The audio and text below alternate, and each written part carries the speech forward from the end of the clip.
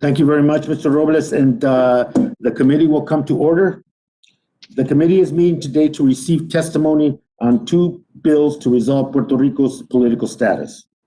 Under Committee Rule 4F, any oral opening statements at the hearing are limited to the chair and the ranking minority member or their designee. This will allow us to hear from our witnesses sooner and help members keep to their schedules. However, for today's hearing, we will allow the bill sponsors to make a statement in support of their legislation before we turn to the rest of the witnesses. I therefore ask unanimous consent that all other members' opening statements be made part of the hearing record if they are submitted to the clerk by 5 p.m. today or at the close of the hearing, whichever comes first. Hearing no objection, so ordered. Without objection, the chair may also declare a recess subject to the call of the chair. As described in the notice, statements, documents, or motions must be submitted to the electronic repository at hnrcdoc@mail.house.gov. Additionally, please note that as with in-person meetings, members are responsible for their own microphones. As with our in-person meetings, members may be muted by staff to avoid inadvertent background noise. Finally, members or witnesses experience technical problems should inform the committee staff immediately, and that phone number was in your information. We're going to begin opening statements. Let me now turn to the chair will now recognize the vice ranking minority member for Insular Affairs and ranking member designee with respect to her opening statement and with respect to HR 1522 legislation sponsored by herself and Representative Soto. And with that, Representative Gonzalez Colon, the time is yours. Thank you, Mr. Chairman. And today, I think the committee is holding the second hearing to address Puerto Rico's political status following the November 3rd referendum, in which a clear majority of voters on the island chose statehood. Also, I think 2 days ago, the Department of Justice issued a report on the constitutional and legal perspective of the bills before us. HR 1522, the Puerto Rico Statehood Admission Act, which I introduced with Congressman Darren Soto from Florida, recognize and respect that Puerto Rico has, throughout the ballot box, exercised its right to self-determination and rejected the current territorial status and voted for statehood. HR 1522 will constitute Congress's response to my constituents on the island. It makes a formal offer of statehood to the American citizens living in Puerto Rico, which will have to be ratified in a federally sponsored referendum. As the DOJ recognized, HR 1522 does not impose or force statehood on the people of the island. It empowers, as we will have the final say on the matter through our vote, the only true and proven self-determination process. The bill follows the precedent established for Alaska and Hawaii, setting forth a binding self-executing process to admit Puerto Rico as a state should a majority of the voters favor it. The other bill, HR 2070, blatantly ignores the will of the people of Puerto Rico and the voters and has serious constitutional flaws, according to the Department of Justice. During our last hearing, it also became clear that this bill attempts to mislead voters in Puerto Rico by establishing a complicated status convention process in which just a few delegates could come up with a fanciful or unconstitutional status options. It even goes as far as saying that Congress will be required to ratify whatever options come out of this process, something Congress cannot constitutionally bind itself to do, as the DOJ report has explicitly pointed out. The DOJ also stated that the only two non-territorial status options consistent with the US Constitution are statehood and independence. We don't need a status convention to tell this to Congress or to the people of the island. Any other option that this convention may come up with will be incompatible with the US Constitution. Mr. Chairman, a few days ago, on a separate matter, the Department of Justice announced that it will defend before the Supreme Court the constitutionality of the law that excludes Puerto Rico residents from the Supplemental Security Income, or SSI as we know the program. Some members of Congress, including members of this committee, rightfully denounce this decision, calling for a legislative solution and a permanent fix to this unequal treatment. And it's true that Congress can pass legislation to give Puerto Rico access to SSI and to other federal programs under which we are excluded. As the island's sole representative in Congress, I have introduced multiple bills to achieve this and will continue to advance these efforts. But it's similarly true that a future Congress could take away that access. And that's because as a territory, we will always be as a Congress at the Congress mercy. And Mr. Chairman, the so-called parity is not equality, and it's not a permanent solution. And that's why we must respect Puerto Rico's vote and support HR 1522, because statehood will guarantee full and permanent equality for the 3.2 million citizens living on the island. And only statehood guarantees constitutional citizenship. Now, as we discuss a path forward in this committee, we must also make a choice. Are we going to ignore the will of the voters on the island and pretend that we know better than them? Or are we going to stand with our fellow citizens living in Puerto Rico and respect their vote for full equality and for statehood? I assume we're going to do the correct thing and assure HR 1522 is going to be passed. Thank you, Mr. Chairman, and I yield back. Gentlelady yields, and thank you, Ms. Gonzalez-Colon, for your statement. And now the chair recognizes the sponsor of HR 2070, the gentlelady from New York, Representative Velázquez, for 5 minutes. Ms. Velázquez, you're recognized. Thank you, Mr. Chairman, to you and the ranking member for holding this second hearing on the issue of status for Puerto Rico. There is a popular saying in Spanish that goes like this: El río siempre vuelve a su cauce, which translates to the river always makes it to the delta. And here we are today with newly issued reports from the U.S. Department of Justice confirming what we have been saying all along. The past plebiscites have never produced any permanent results, that statehood is not a done deal, and that Puerto Ricans need to freely vote on all possible options. And more importantly, that the DOJ only explicitly supports my bill and not HR 1522, the statehood bill. So here we are at the Delta. After reading DOJ's reports, it is now clear, more clear than ever, that the Puerto Rico Self-Determination Act is the inclusive democratic approach to solving Puerto Rico status, while the statehood admission bill is a one-sided, undemocratic bill that does not even achieve the aim it supposedly purports. I want to thank Chairman Grijalva for requesting these reports, which revoke the talking points on statehood that have been pushed by politicians and lobbyists to the tune of about $12 million since 2013. For years, Puerto Rican statehood leaders have used the promise of admission as a state for their own political and electoral purposes. They have lied time and again about how close statehood for Puerto Rico really is, the alleged massive support it has, and all the benefits of this option, at times downplaying the responsibility it will carry. HR 1522 is not different, and the DOJ agrees. First and foremost, HR 1522 proponents argue this bill is self-executing and that statehood is automatic. That is false.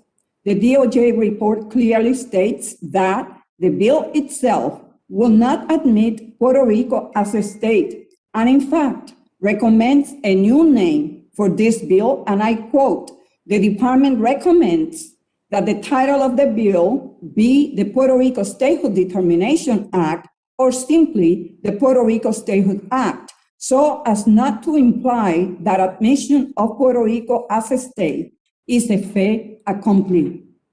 So even the name of the bill is misleading. Secondly, HR 1522 has been advertised on the false premise that Puerto Ricans already decided in favor of statehood. Wrong.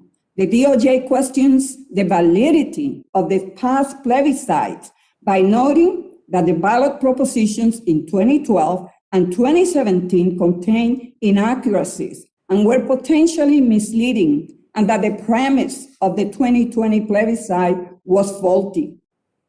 Finally, opponents of the HR 2070 argue that my bill is too complex. Wrong again. DOJ notes that it is in line with the Constitution to provide the voters of Puerto Rico with clear notice of what they will be approving. My bill is the only bill that offers a clear, transparent, inclusive, and democratic way for Puerto Ricans to be informed on the consequences of becoming a state or on any other future status. In fact, my bill creates an educational campaign and allocates money for such purposes. It also requires transitional plans accompany options during a vote. A decision to become a state of the Union binds Puerto Ricans forever. The voters in Puerto Rico have the right to know, understand, and vote upon the terms and conditions for each of the status options. My bill offers Puerto Ricans the opportunity to define for themselves the status option that they will vote for. Bear in mind that after the statehood option lost in 1993 plebiscite, the statehood party vowed never to allow others to present their own status options and instead craft subsequent plebiscites and status options on their own accord. That explains the one-sided, undemocratic referendum we have had today. If we truly want to solve the issue of status for the island, we need to give Puerto Ricans the tools to design a true self-determination process. Thank you, Mr. Chairman. I yield back. Gentlelady yields, and thank the gentlelady for her statement. And Madam Ranking Member, is Mr. Westerman going to be here to make a statement as the ranking member or not? No, sir. Okay, thank you. Let me now recognize myself for an opening statement. As was stated, we're meeting today for a second day of hearings on HR 1522, the Puerto Rico Statehood Admissions Act, and HR 2070, the Puerto Rico Self-Determination Act of 2021, both of which are seeking to conclusively address the island's future political status after 123 years as a territory of the United States. When we met for the first hearing in April, we heard from elected officials from Puerto Rico, including the governor, the Speaker of the House of Representatives, who urged passage of the bill they supported.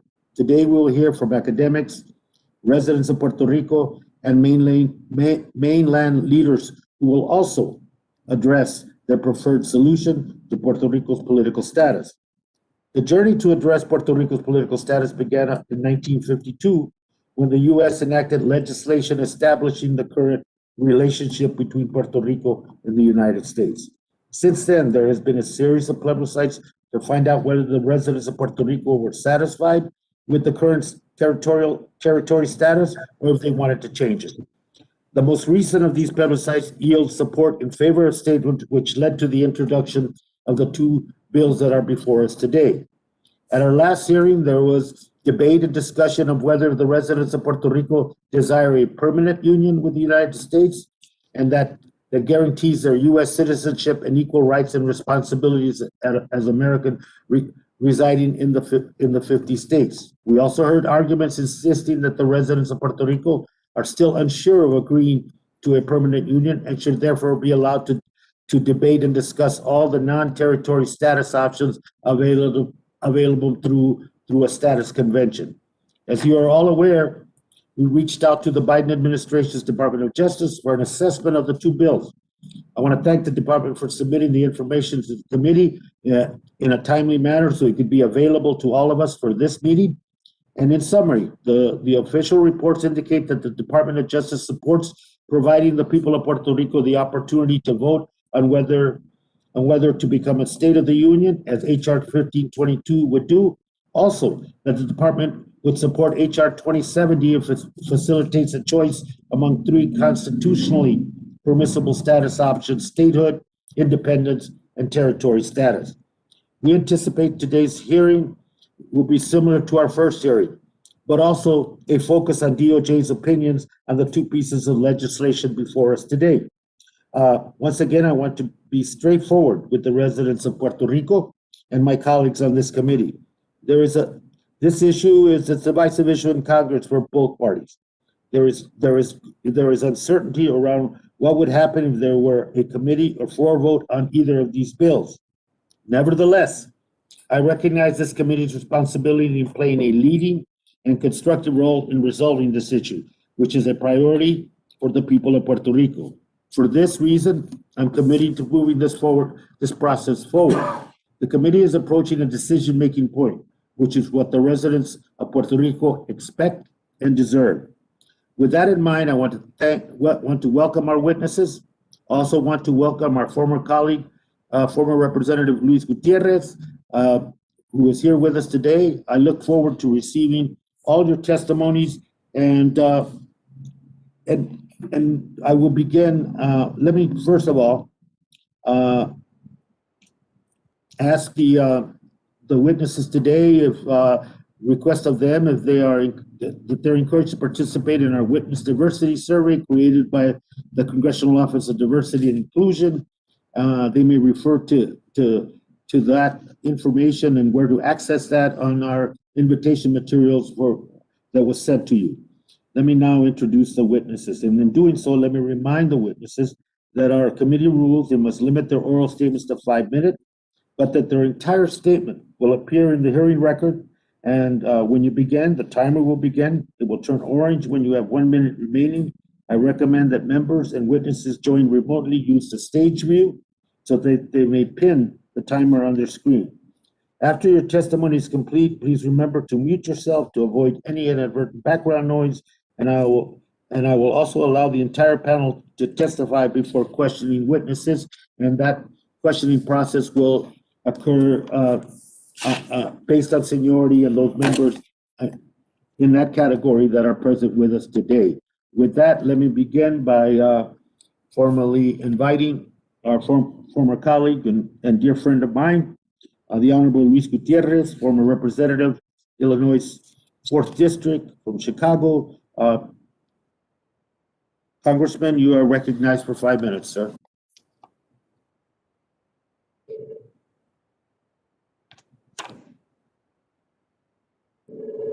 Mr. Gutierrez.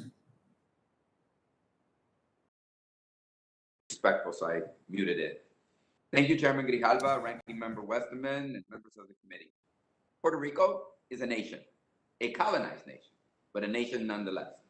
Its colonization began first under the Spanish Empire in 1493, and then under the U.S. imperialism in 1898. Puerto Rico identity and nationality was born in resistance to colonialism, that today continues to manifest itself most brightly in the ongoing struggle for decolonization and for self-determination.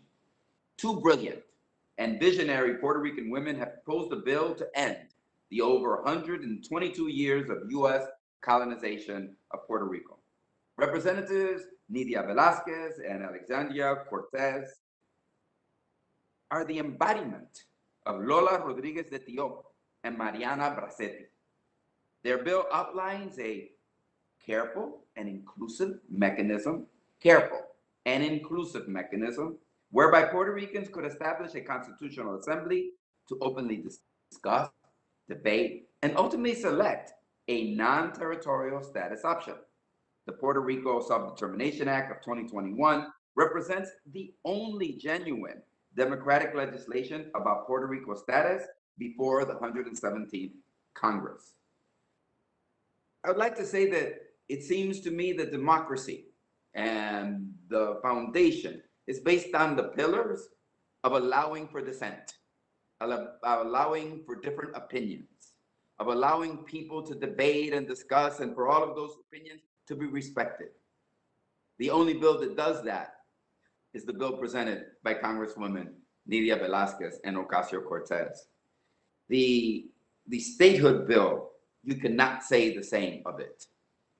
I just want to quickly go back to 2017.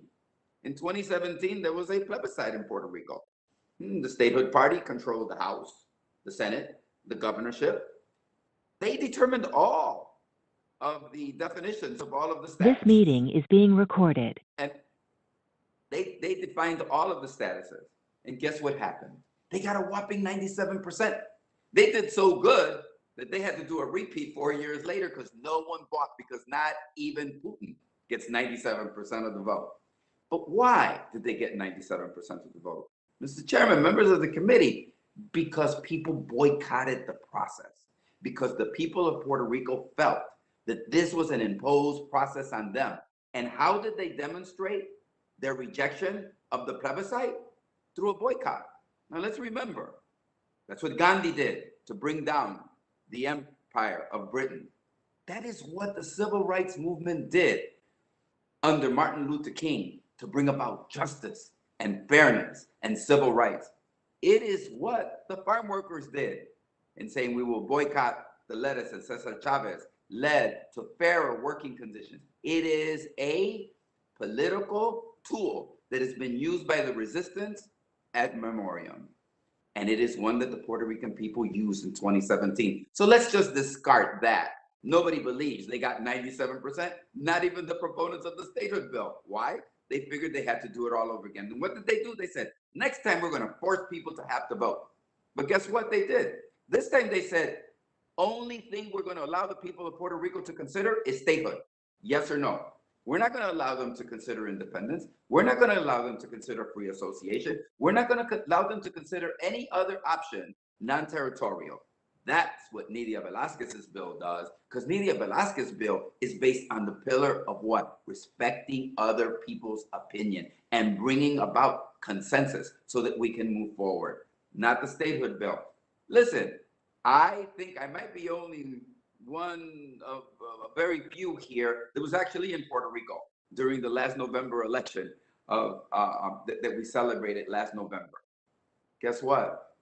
The people in Puerto Rico didn't take that referendum seriously. The Department of Justice didn't take the referendum seriously. They promised the people of Puerto Rico that if they voted for statehood and they won, the Congress would immediately allow them to enter as the next state. I know that's not what they say here, but there is a duality of what they say before the Congress of the United States and what they say on the island of Puerto Rico. I've lived there for the last 2.5 years and I've heard it plenty. I want everyone to understand that when they got a whopping 52%, wow, just imagine, you exclude all your opposition, you only give the people one alternative, your alternative, and you get a whopping 52%. Not quite the mandate I think we would all consider, especially when you get to win, because you are the only alternative. Nydia Velázquez and Ocasio-Cortez allow the people of Puerto Rico to define the status issues non-territorial in conjunction with this committee and with the Congress of the United States, so that when it finally happens, it happens for real. And Mr. Chairman, I campaigned for Biden.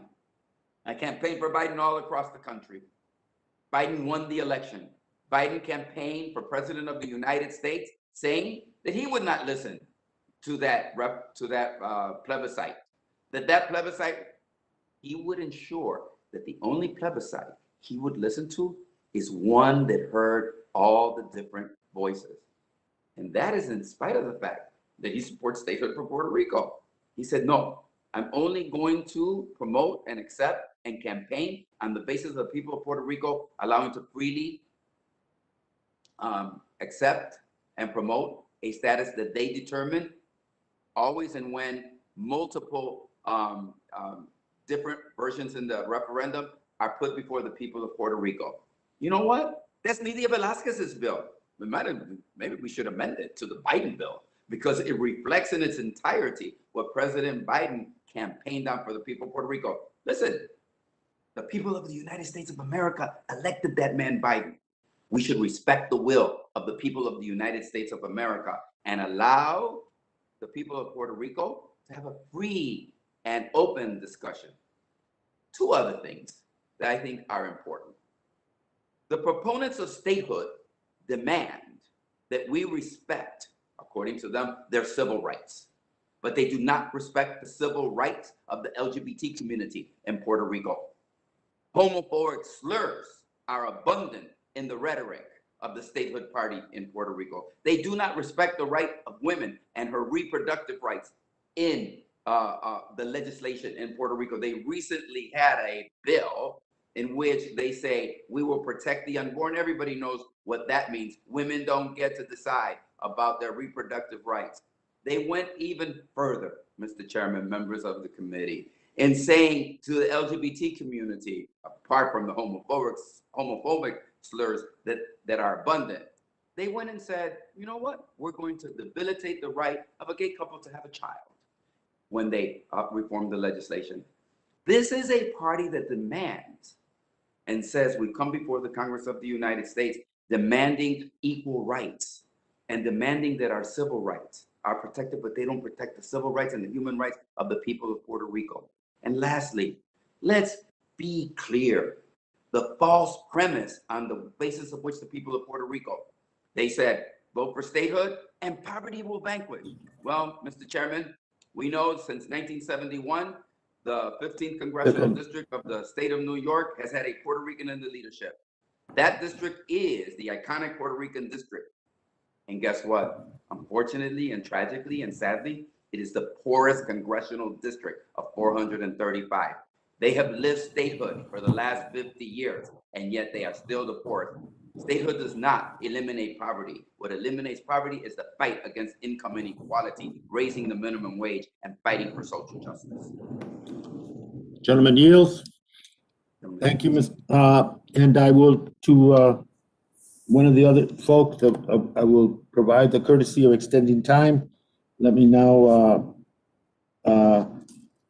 recognize Dr. Rafael Cox Almorar, Professor of Constitutional Law, at the University of District of Columbia. Doctor, you are recognized. Mr. Chairman, thank you so much. Due to the fact that the DOJ only recently published its legal opinions on both bills, I find it necessary to devote my opening statement to addressing some of the more salient conclusions put forward by the Department of Justice in its legal memoranda. Observation number 1, while highly persuasive, DOJ opinions on territorial issues are not binding or controlling on Congress. Congress alone possesses constitutional authority to make all needful rules and regulations respecting the territories. When the framers assembled in Philadelphia in the summer of 1787, they agreed to delegate exclusive authority over the territories to the legislative branch, not to the executive branch. This committee should be mindful of this nuance because it goes to the heart of America's separation of powers arrangement. Observation number 2, along similar lines, the Supreme Court alone and not the DOJ is the final interpreter of the federal constitution, as Chief Justice Marshall hinted at in Marbury v. Madison. Observation 3, international law, in the words of Justice Gray in the Paqueta Habana case, is part of our law. Under both the United Nations Charter and the International Convention on Civil and Political Rights, the United States is bound to decolonize Puerto Rico if its people so choose.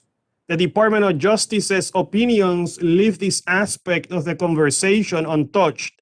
This is highly problematic because, after all, Puerto Rico came under U.S. sovereignty pursuant to an international treaty, namely the Treaty of Paris of 1899, and the United Nations has never fully relinquished its authority to revisit the Puerto Rico case for its authority under the Charter, which is an international agreement which was ratified by the U.S. Senate. Observation number 4, while it is true, as the Department of Justice suggests, that the territory is a constitutional option, nothing in the Constitution requires its inclusion in the ballot. The inclusion or rejection of the territorial option is a matter of policy. It is not a matter of constitutional law. Observation number 5. Although free association shares important foundational elements with full independence, it must be distinguished from independence in significant respects, as the International Court of Justice has intimated in the Namibia and Western Sahara cases. No one could possibly suggest that Palau or the Republic of the Marshall Islands are on an equal footing with East Timor, now fully independent from Indonesia, or that Greenland's legal status is identical to that of Denmark, or that Curaçao or San Martin enjoy the same political arrangement as the independent Republic of Suriname, also a former Dutch colony. Under free association, Puerto Rico would be sovereign in an international sense, but still be bound to the U.S. on the basis of a unique relationship carved out by both contracting parties in light of their geostrategic needs and realities. This committee should be well advised to look at the various free association arrangements around the world, in particular the British, the Dutch, the Danish, the Finnish. There is no one-size-fits-all approach with respect to free association, as the DOJ appears to suggest. Observation number 6, and finally, the DOJ's contention that PROMESA is not incompatible with statehood raises very tough questions of first impression under the so-called equal footing doctrine. In the final analysis, if history has taught us anything, is that the resolution of the Puerto Rico status conundrum is not so much a constitutional issue as it is an issue of political will or lack thereof. Thank you so much, Mr. Chairman. Gentleman yields. Thank you very much, Doctor. And the next witness, the Director of the Caribbean Institute of Human Rights in San Juan, Puerto Rico, Ms. Annette Martinez Orabona. The 5 minutes are yours. Good afternoon, Chairman Grijalva and members of the committee. My name is Annette Martinez Orabona, and I am an international human rights law professor at the Inter-American University of Puerto Rico School of Law. This is not the first time that Congress engages in a discussion of the political future of Puerto Rico. But one fundamental aspect that is repeatedly missing in this discussion is that self-determination is first and foremost a fundamental human right, which is well defined by specific international norms. This set of norms have been accepted by the United States when it signed and ratified one of the most important international human rights treaties, the International Covenant on Civil and Political Rights, which very clearly establishes under Article 1 the right to self-determination. This means that self-determination is not a matter of purely internal or domestic jurisdiction. It is actually a matter of international relations, and it is important to emphasize this particular difference. This is not a matter of minority rights, but a matter of a distinct people with a distinct identity, a distinct territory under colonial rule for over 123 years. HR 2070 actually does include this recognition of the international law as a matter of importance for this discussion. What this also means is that administrative states are not free to decide when and how self-determination is to be exercised. Under international law, self-determination is a legal entitlement recognized to peoples in colonized territories. And its valid exercise entails obligations of conduct and obligations of outcome. In terms of the duty of conduct, we are talking about conditions present in the territory at the time of the exercise of self-determination, as well as the process itself, which needs to be transparent, participatory, and it needs to reflect a clear understanding of what the options are, and a level of participation that leaves no doubt as to the will of the people. It is important to recognize as well that the conditions present in a territory may affect the legitimacy of a process. A process of decolonization should not be presented as a desperate possibility of survival. Administrative states have a responsibility of a fiduciary character, which requires the adoption of measures designed to advance the economic, social, and cultural freedoms of the peoples in these territories. Conditions of economic freedom and stability are necessary so that political self-determination does not become a futile, invalid exercise. In other words, economic dependency, poverty, and starvation may inhabilitate the free exercise of this right. In this sense, I may say the imposition of the Financial Oversight Board was a step in the wrong direction and runs contrary to the international obligations of the state, which require more independent, democratic means of governance, not less.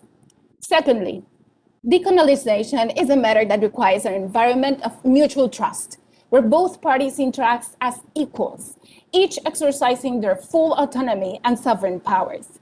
In that sense, the United States needs first to rectify the record of what happened in 1952, providing accurate and up-to-date information on the current status of Puerto Rico to the United Nations. And secondly, recognizing that the people of Puerto Rico are a distinct nation with a sovereign right to self-determination.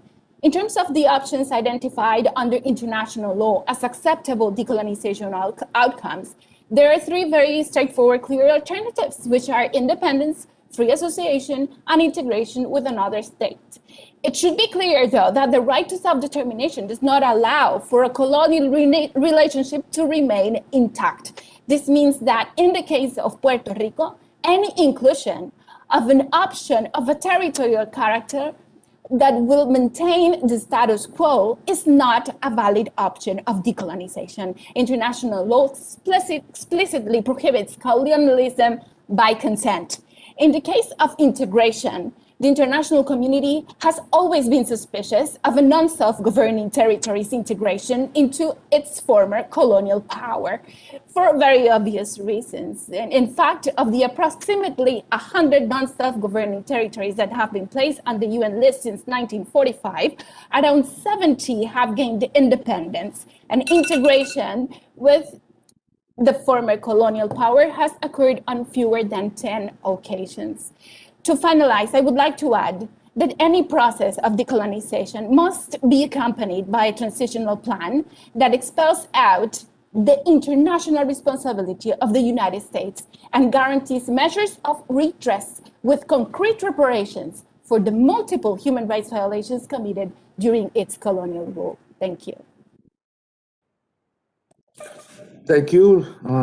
Gentlelady yields. Let me now turn to Reverend Carmen Cabrera, President, League of United Latin American Citizens, Faith Council. Reverend, 5 minutes are yours. Yes. Good afternoon, distinguished members of the Committee on Natural Resources. I am honored today to join you in this hearing of HR 2070 and HR 1522. I appear before you today in representation of the Puerto Rico chapter of the League of United Latin American Citizens, also known as LULAC, the oldest and most widely respected Hispanic civil rights organization in the United States of America.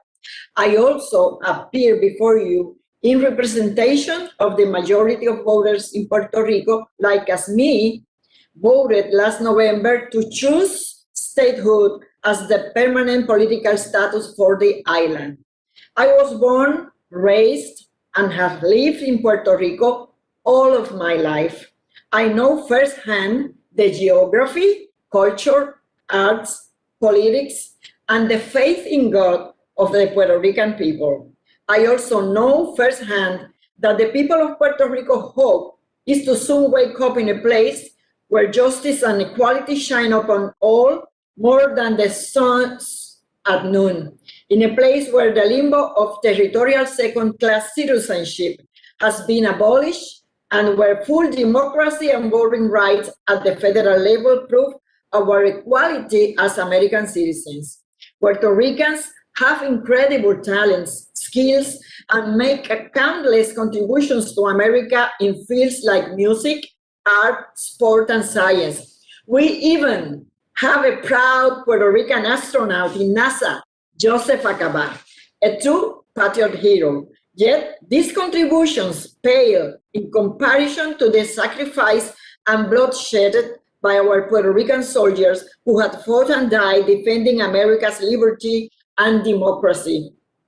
The value of their lives and the sacrifices of their families who have seen their loved ones come back in a flag-draped coffins can never be fully repaid by America. Yet, the least that Congress can do is to respect the will of the majority of voters of Puerto Rico that have demanded equality and extend a formal offer of statehood so that island residents can make a final choice.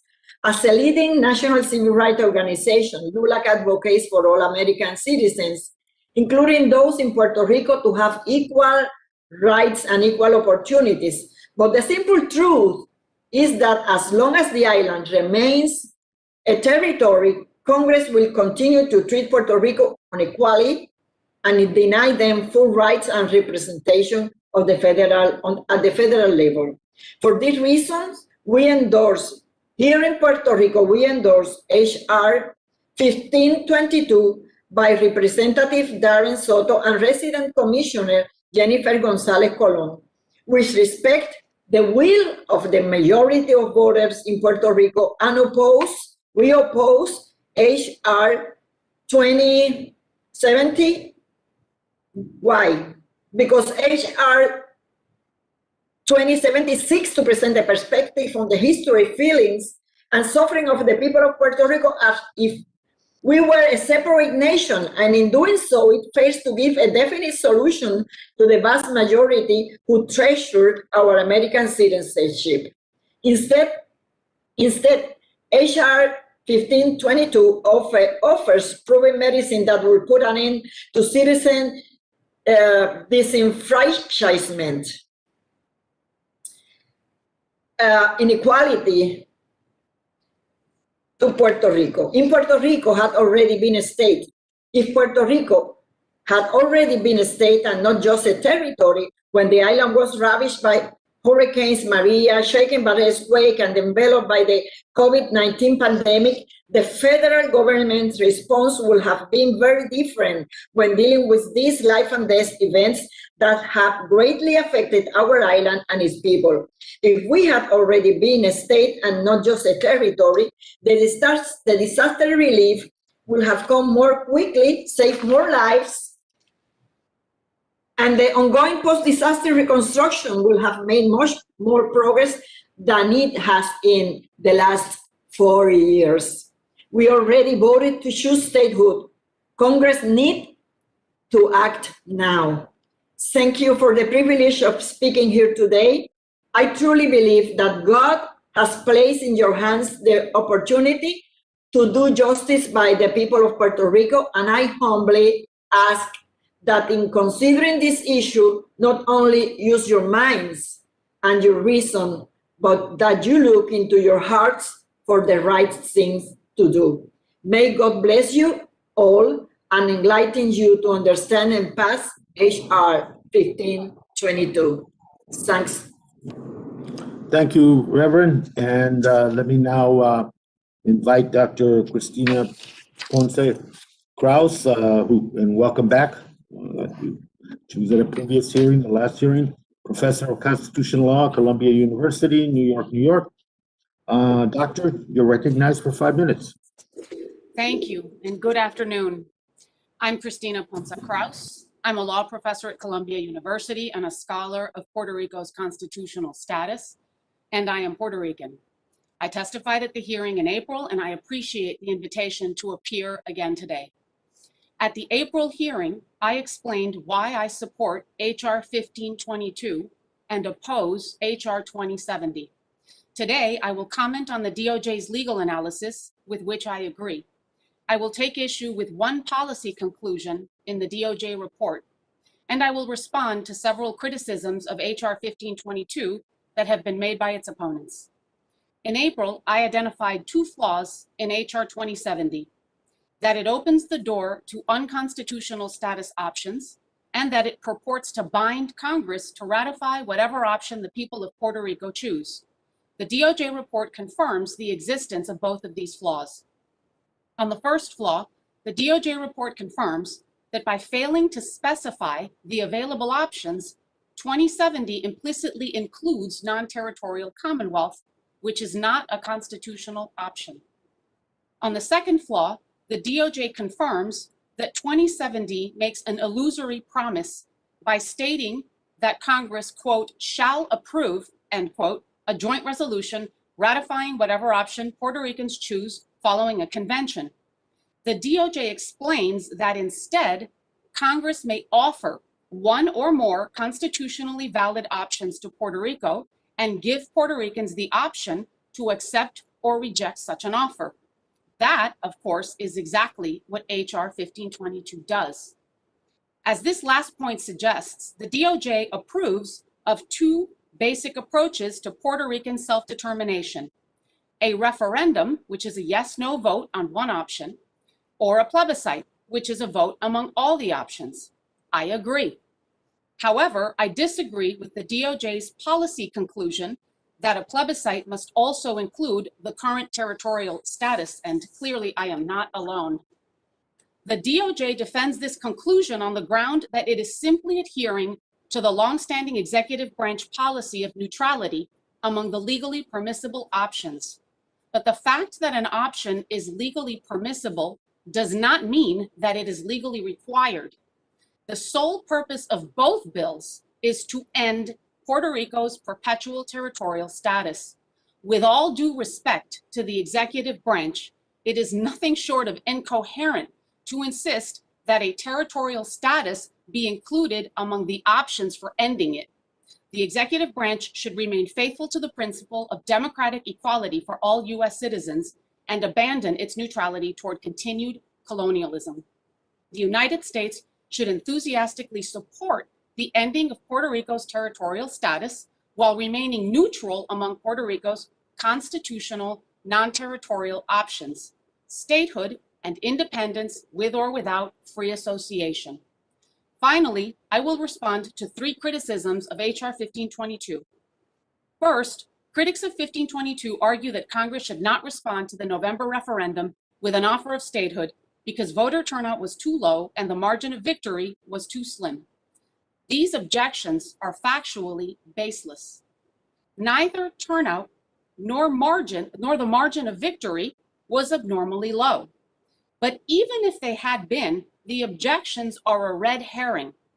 Neither international law nor US domestic law predicates the legitimacy of a democratic vote, including a self-determination vote, on turnout or supermajority requirements. It is not a coincidence that HR 2070 includes neither. Second, critics of 1522 argue that it is not inclusive, whereas 2070 is. The criticism fails to recognize that 1522 is merely one step in a longer, larger process, including a fully inclusive debate in Puerto Rico that led to the election of a government that ran on a platform of holding a vote on statehood. It also fails to recognize that a yes-no referendum is a valid self-determination process under both domestic and international law. Third, some statehood opponents object to 1522 on the ground that Puerto Rico is a nation and that self-determination for a nation cannot include statehood. But international law itself recognizes the right of even a nation to choose integration into another nation. In sum, these criticisms of HR 1522 are without merit. HR 1522 provides a clear, careful, and constitutionally sound approach to self-determination, and Congress should enact it. Thank you. Much, Dr. Yields. Let me now turn to Professor Andres Cordova, Professor of Property Law, Inter-American University of Puerto Rico. Professor, 5 minutes are yours. Thank you, Mr. Chairman. I would like to begin by thanking the House Committee for holding these hearings on the two bills addressing Puerto Rico's political status question. Any public discussion which draws attention to the political disenfranchisement of Puerto Rico's American citizens is in itself already a step in the right direction. Instead of repeating what has already been so eloquently stated by others in the previous hearings on the urgency of moving forward with HR 1522, I would like to focus my attention on certain fundamental aspects of HR 2070, which I believe require closer scrutiny. HR 2070 calls on the rights of the people of Puerto Rico to convoke a status convention to which they would exercise what is referred to as their natural right to self-determination. The unexpressed assumption of the bill is that Puerto Ricans are not Americans, notwithstanding their American citizenship. From a legal perspective, its justification implicitly relies on international legal principles. At the time of its creation in 1945, the United Nations included Puerto Rico under the list of non-autonomous territories. In 1952, the United States Congress authorized Puerto Rico to draft its own constitution and create its own local self-governing institutions. Upon ratification, the United States informed the United Nations that Puerto Rico had acquired a level of self-government that justified its exclusion of the list of non-autonomous territories. In 1953, the United Nations exempted the United States from presenting further reports on Puerto Rico, exemption which continues to this day. In 1960, the United Nations approved Resolution 1514, which declared the rights of national self-determination and decolonization. Those factions which favor independence have long tried to have Puerto Rico relisted as a colonial possession subject to the jurisdiction of the United Nations. Notwithstanding the consistent recommendation by the United Nations Special Committee on Decolonization, led by Cuba and Venezuela, the General Assembly has rejected the committee's recommendations on 38 separate occasions. The long-held political strategy of the pro-independence factions, for evident reasons, has been to place the status question within the context of international law, to underscore the political and legal differences between the people of Puerto Rico and the people of the United States.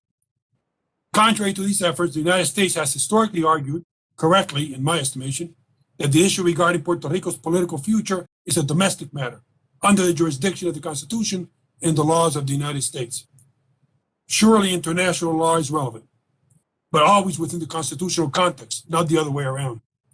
It should be noted how the Department of Justice recent comments on HR 2070 exclude international law from its analysis.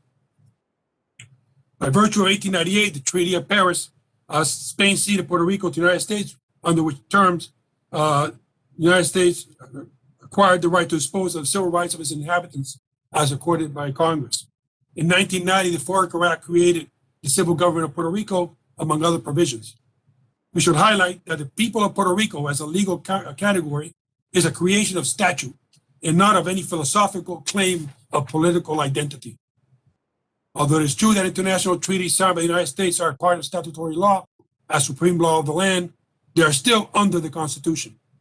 Contrary to what some would have us believe, international treaties and obligations are not above constitutional authority. When Congress exercises its plenary powers under the territorial clause, international provisions do not govern its actions, which in any case are not self-executing according to long-held judicial precedent. In Commonwealth of Puerto Rico versus Sanchez Valle in 2016, the Supreme Court left no doubt that Puerto Rico's sovereignty lies in the United States, in Congress, and that any sovereign claim to the contrary must pass through the territorial clause. The Department of Justice's comments on HR 2070, questioning the bill's claims of, and I quote, inherent authority of Puerto Rico's legislature to convene a status convention, is an elegant critique drawn from this same principle.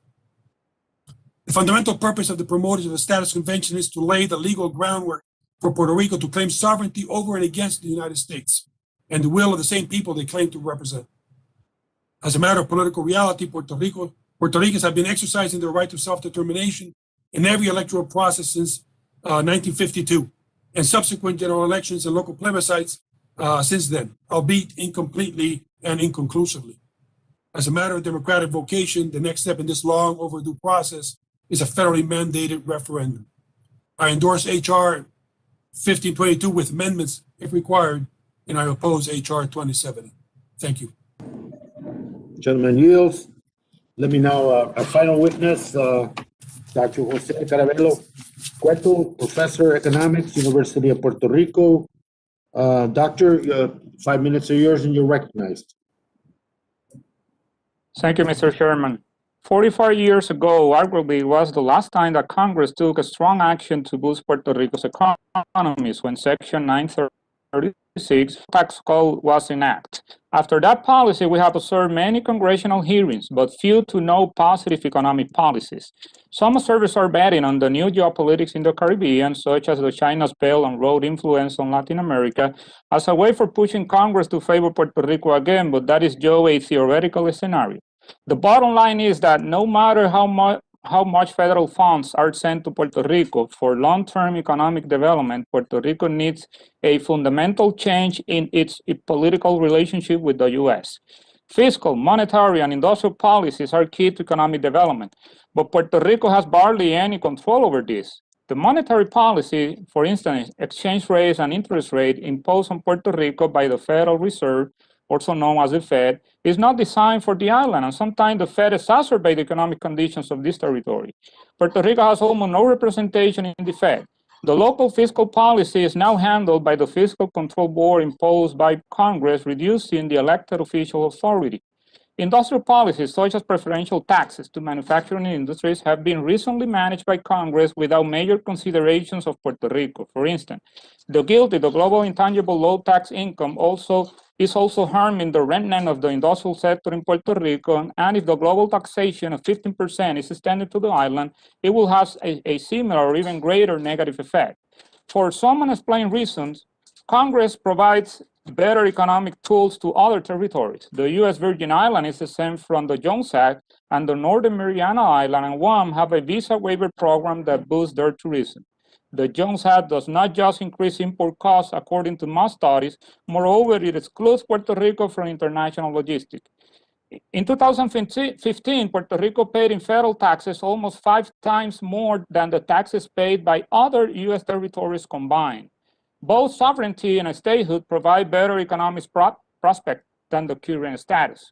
Sovereignty will let Puerto Rico implement tailor-made fiscal, monetary, and industrial policies, for instance, protection for local businesses, without being subject to the Interstate Commerce Clause. In addition, it will also liberate the island from the Jones Act and other regulations. But independence also has its costs. Most federal funds received in Puerto Rico are contractual benefits, such as the Social Security, Medicare, and veteran benefits.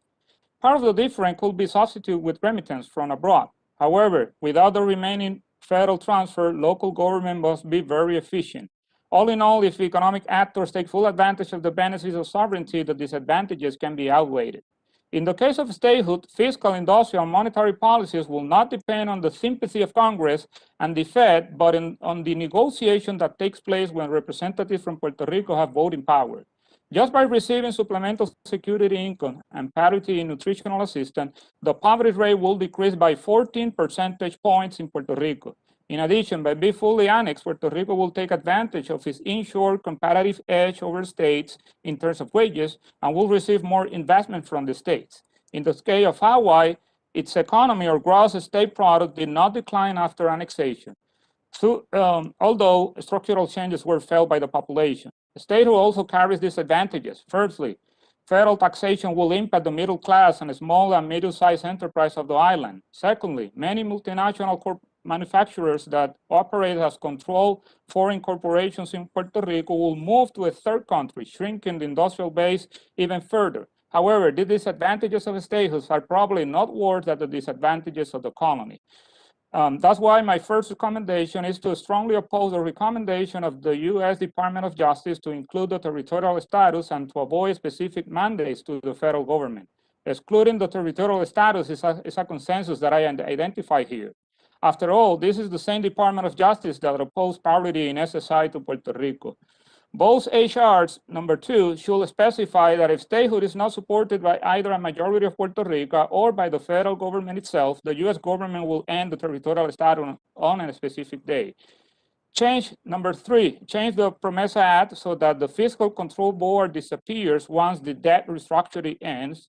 Number 4, exclude Puerto Rico from the global tax of 15% and the guilty taxation, and for any other measure that entails a greater erosion of the industrial policies of Puerto Rico. Number 5, exclude Puerto Rico from the Jones Act and from any colonial decision. Thank you. We're going to, I want to thank the panelists for their testimony.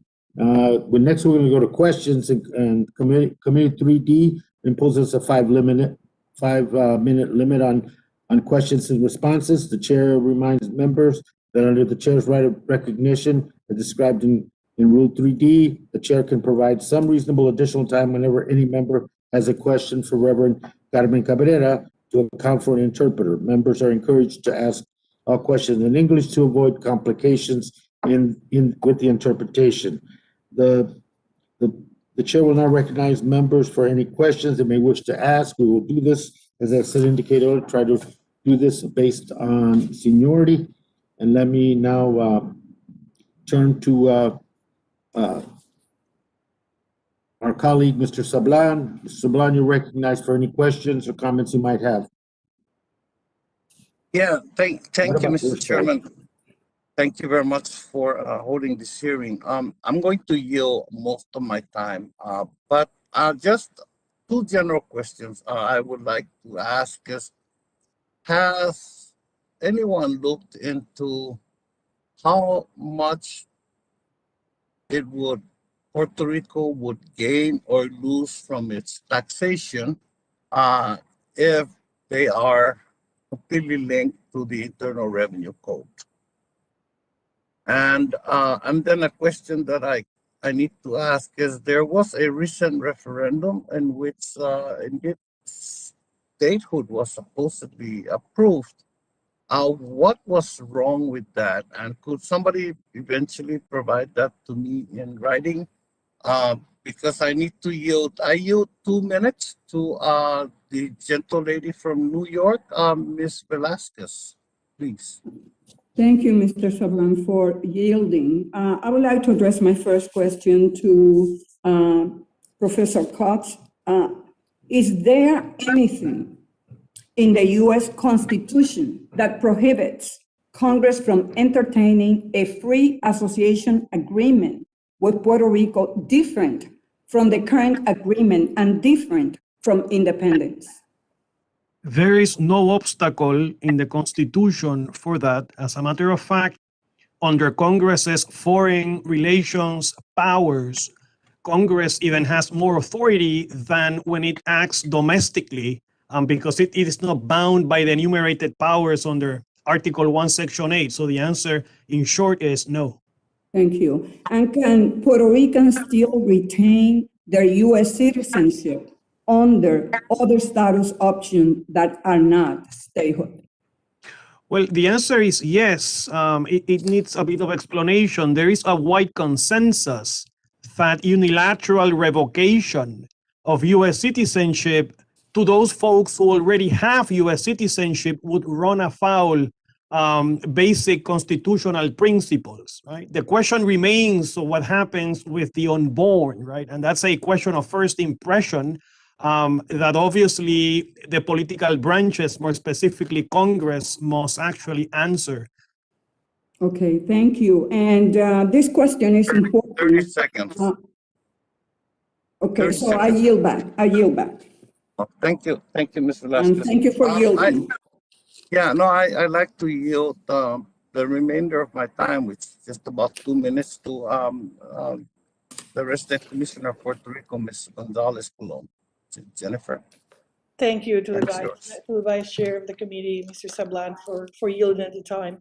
And I want to just want the witnesses for joining us, particularly the witnesses, Dr. Ponce Krause from Columbia University and Professor Cordova, who teaches on the island at the Inter-American University of Puerto Rico School of Law. Given the Department of Justice has provided the committee its analysis on the constitutionality and legality of both bills, I believe their testimony will be particularly valuable. Before going to my questions, I would like to introduce for the record letters and statements in support of HR 1522 from Shadow Representatives Maria Mayita Melendez, Roberto Lefranc Fortuño, and Elizabeth Torres. Same thing with the National Puerto Rican Equality Coalition, Dr. Sayira Jordan and Mr. Juan Camilo. And my first question will be to Dr. Ponce Krause. Have you had the opportunity to read all the DOJ reports on both bills? I'm sorry, have I read the reports? Yes, I have. Did DOJ raise any constitutional issues or concerns with HR 1522? No, no constitutional concerns. You know that the first part of the report says the first part of the report says the Department of Justice supports providing the people of Puerto Rico, and I quote, the opportunity to vote on whether to become a state of the union, as HR 1522 does. That's right. So that will, for you, that will mean that the Department of Justice is supporting HR 1522? That is how I interpret that sentence, yes. And it's the first letter of the report, correct? That's right. I'll yield back the balance of my time. Thank you, Mr. Chairman. I yield back my time. Thank you, Mr. Sablan. Let me now recognize Ms. Gonzalez Colon for her 5 minutes. You're recognized. Thank you, Mr. Chairman. I will continue making my question at this time. Dr. Ponsa, when you saw that part of the report, that actually is the first line of the report from DOJ, did the DOJ raise any constitutional issues or concerns with HR 2070? Yes, it did. Can you briefly enumerate those that concern you most? They coincide with the ones that concerned me before. So one is that the failure to specify the options opens the door to unconstitutional options. And the other is that it purports to bind Congress when that is an illusory promise. Congress can't bind itself to enact a joint resolution in the future. It is being said here in the hearing from several witnesses that the HR 2070 will guarantee citizenship. Do you understand that other options, independence, can guarantee citizenship for Puerto Rico? No other option than statehood can guarantee citizenship in the way that the citizenship clause of the 14th Amendment does. Other options could include citizenship, but they could not guarantee it prospectively. And in my opinion, this is not a question of first impression in the sense that it's spelled out in the citizenship clause of the 14th Amendment. It guarantees birthright citizenship to persons born in the United States. So if one is independent with or without a free association, well, then the United States has the power to provide birthright citizenship, but it can also decide in the future to stop granting it. You read the report as I did, and that report from DOJ says that HR 2070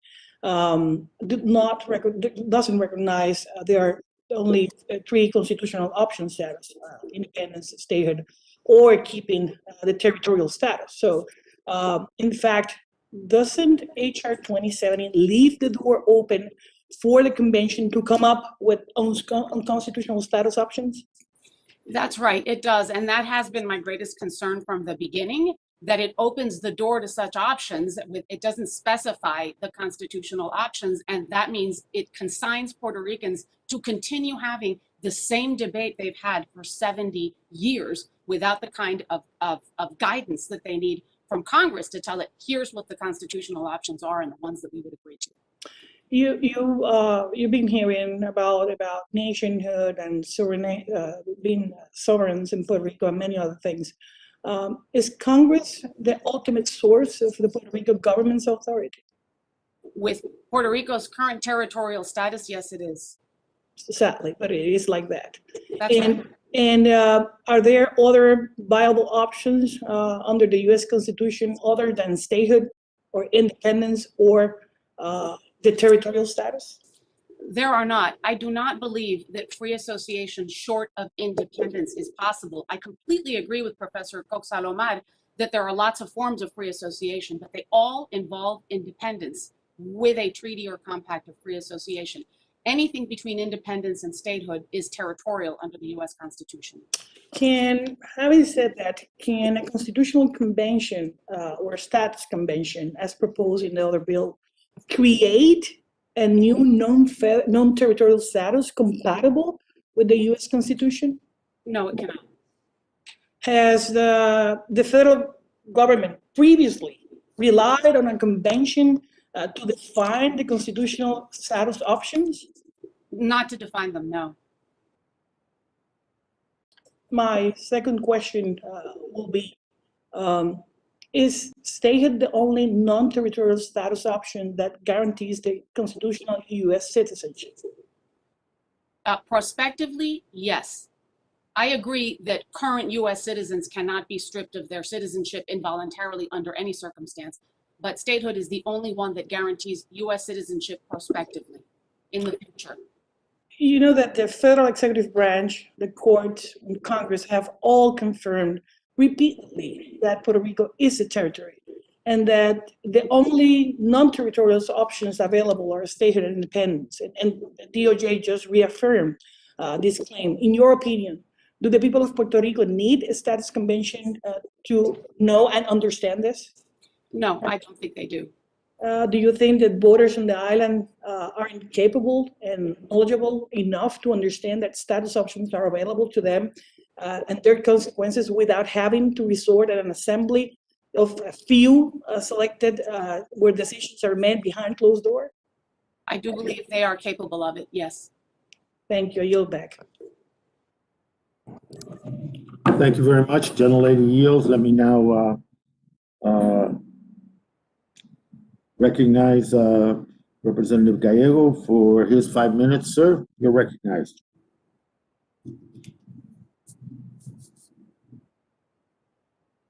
Mr. Gallego?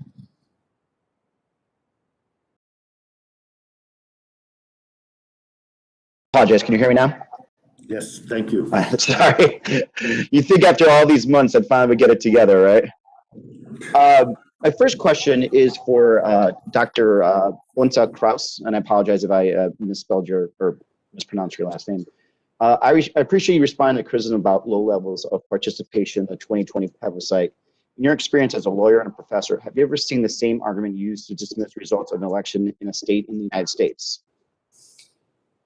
I have not, no. And you pronounced my name perfectly, thank you. Oh, okay. So, and to note, you know, I've heard this from, again, I said this last time, I've heard this argument in the past to also turn back plebiscites actually in Arizona, for example. And I find, and it's usually done by my Republican colleagues, especially when trying to do a tax increase. So witnesses supporting both bills, including yourself, have mentioned the importance of having clear definitions of options on a self-determination ballot.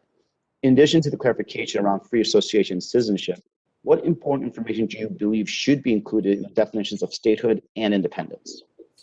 Well, I appreciate that question because I completely agree that there should be clarity for the voters. But I believe that a ballot can't spell every last detail of a transition out. That's unrealistic. The voters need to choose on the basic options, and then the transitions need to be developed and implemented. So for statehood, I think voters should understand that it gets them equal representation and U.S. citizenship now and in the future, which I believe they understand. For independence, I believe they should understand that that's separate sovereignty and Puerto Rico gets to decide its own future. And with free association, I believe it's critical that they understand that it is a form of independence and that citizenship would be within the power of the United States, that no current citizen would lose their own citizenship, but that it would be up to the United States whether to grant citizenship in the future, and it could change that policy. I believe that voters would deserve to understand that. Thank you, Doctor. And Reverend Carmen Cabrera, just a general statement. I really appreciate that you talk about the Puerto Ricans that serve in the armed services. I was lucky enough to serve the United States Marine Corps and with a lot of Puerto Ricans actually, and very proud Americans. Can you describe as a community leader impact that you've seen territorial status has, what it's caused and what it causes to our service members and their families, and what a positive change would come from us having statehood? For example, the reimbursement fees with TRICARE, and a lot of things of those nature that is unequal.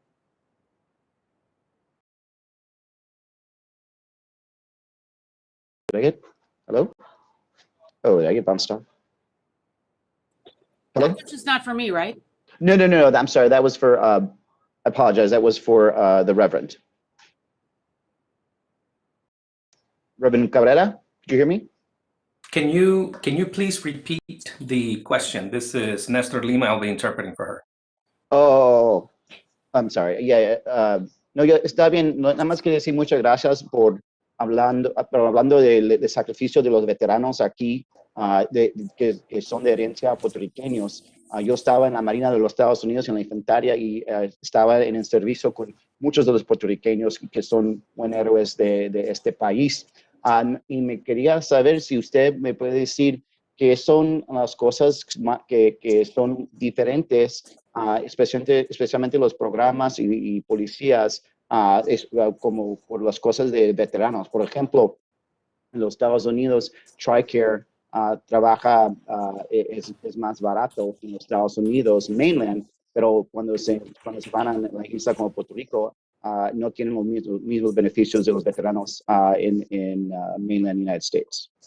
So in review, the question is, what is the difference between specifically healthcare and Veterans benefits in general. veterans healthcare and all the benefits between in the U.S. and versus Puerto Rico for those who have served in the military? Correct. Ok. Quiero decirles que hay unas cuantas diferencias. Por ejemplo, Let me point out a few differences. For example, el seguro social, las personas que reciben seguro social no reciben una parte que aquí en Estados Unidos se da. some that receive Social Security benefits do not receive in Puerto Rico some benefits that are received in the U.S. Y no solamente estamos hablando de grants y de dinero. Nosotros estamos reclamando, por lo menos mi ponencia es que estamos reclamando también no solamente fondos federales, sino la dignidad que se nos ha sido denegada. And what we are, what we are also addressing is not just the funds and grants, but also the dignity that has been negated or neglected. Yo lo puedo comparar como un padre que le pasa pensión a un hijo que no vive en su casa. I can compare it to a father who pays a pension to a son who does not live at home. Y se encarga de que tenga su educación y todo lo demás, pero no le permite a ese hijo entrar a su familia y tener decisiones en su familia. And he allows the son to do everything, but he doesn't allow him to come back home and make decisions within his family. Sure.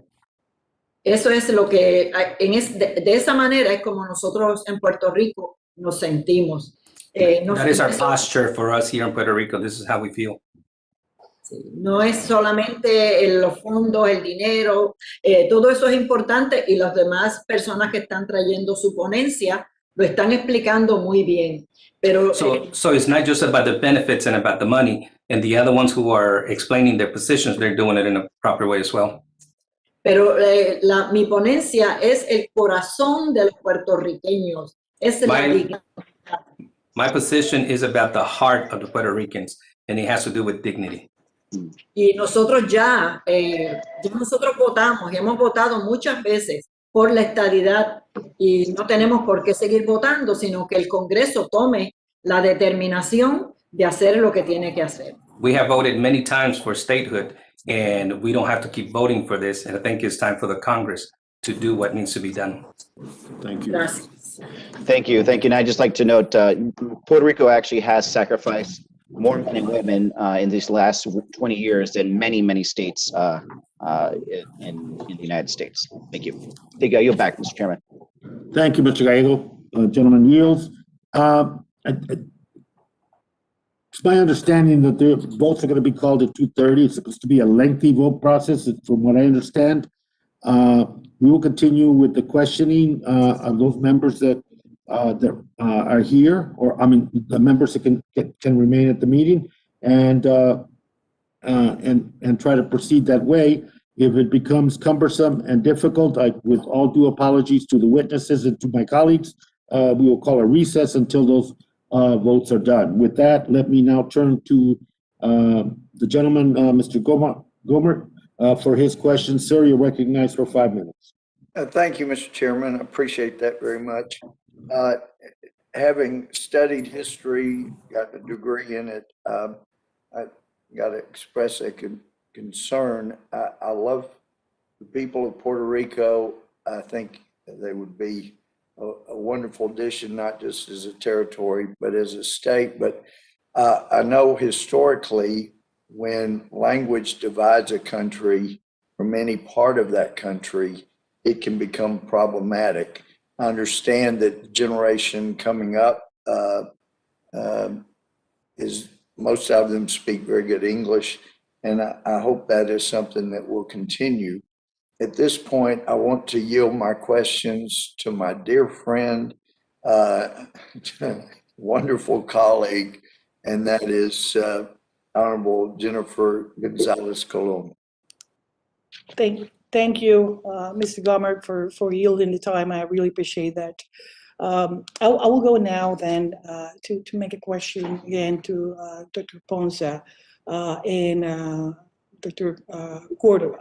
And a few minutes ago, we were talking about the voters and if they were capable or not to make decisions for the island.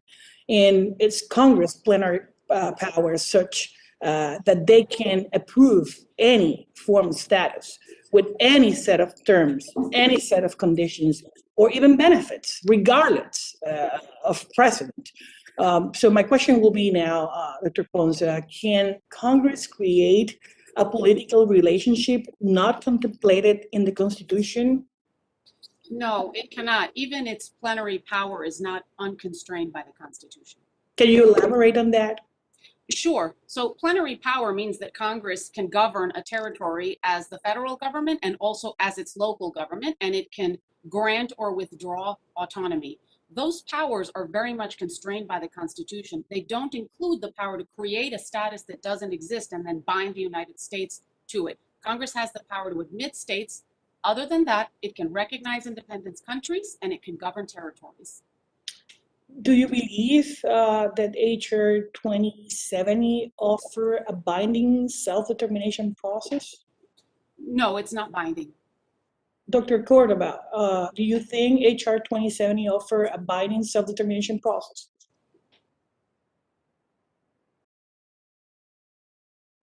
Professor Cordova? I think he's not. Yeah, excuse me, I forgot to unmute it.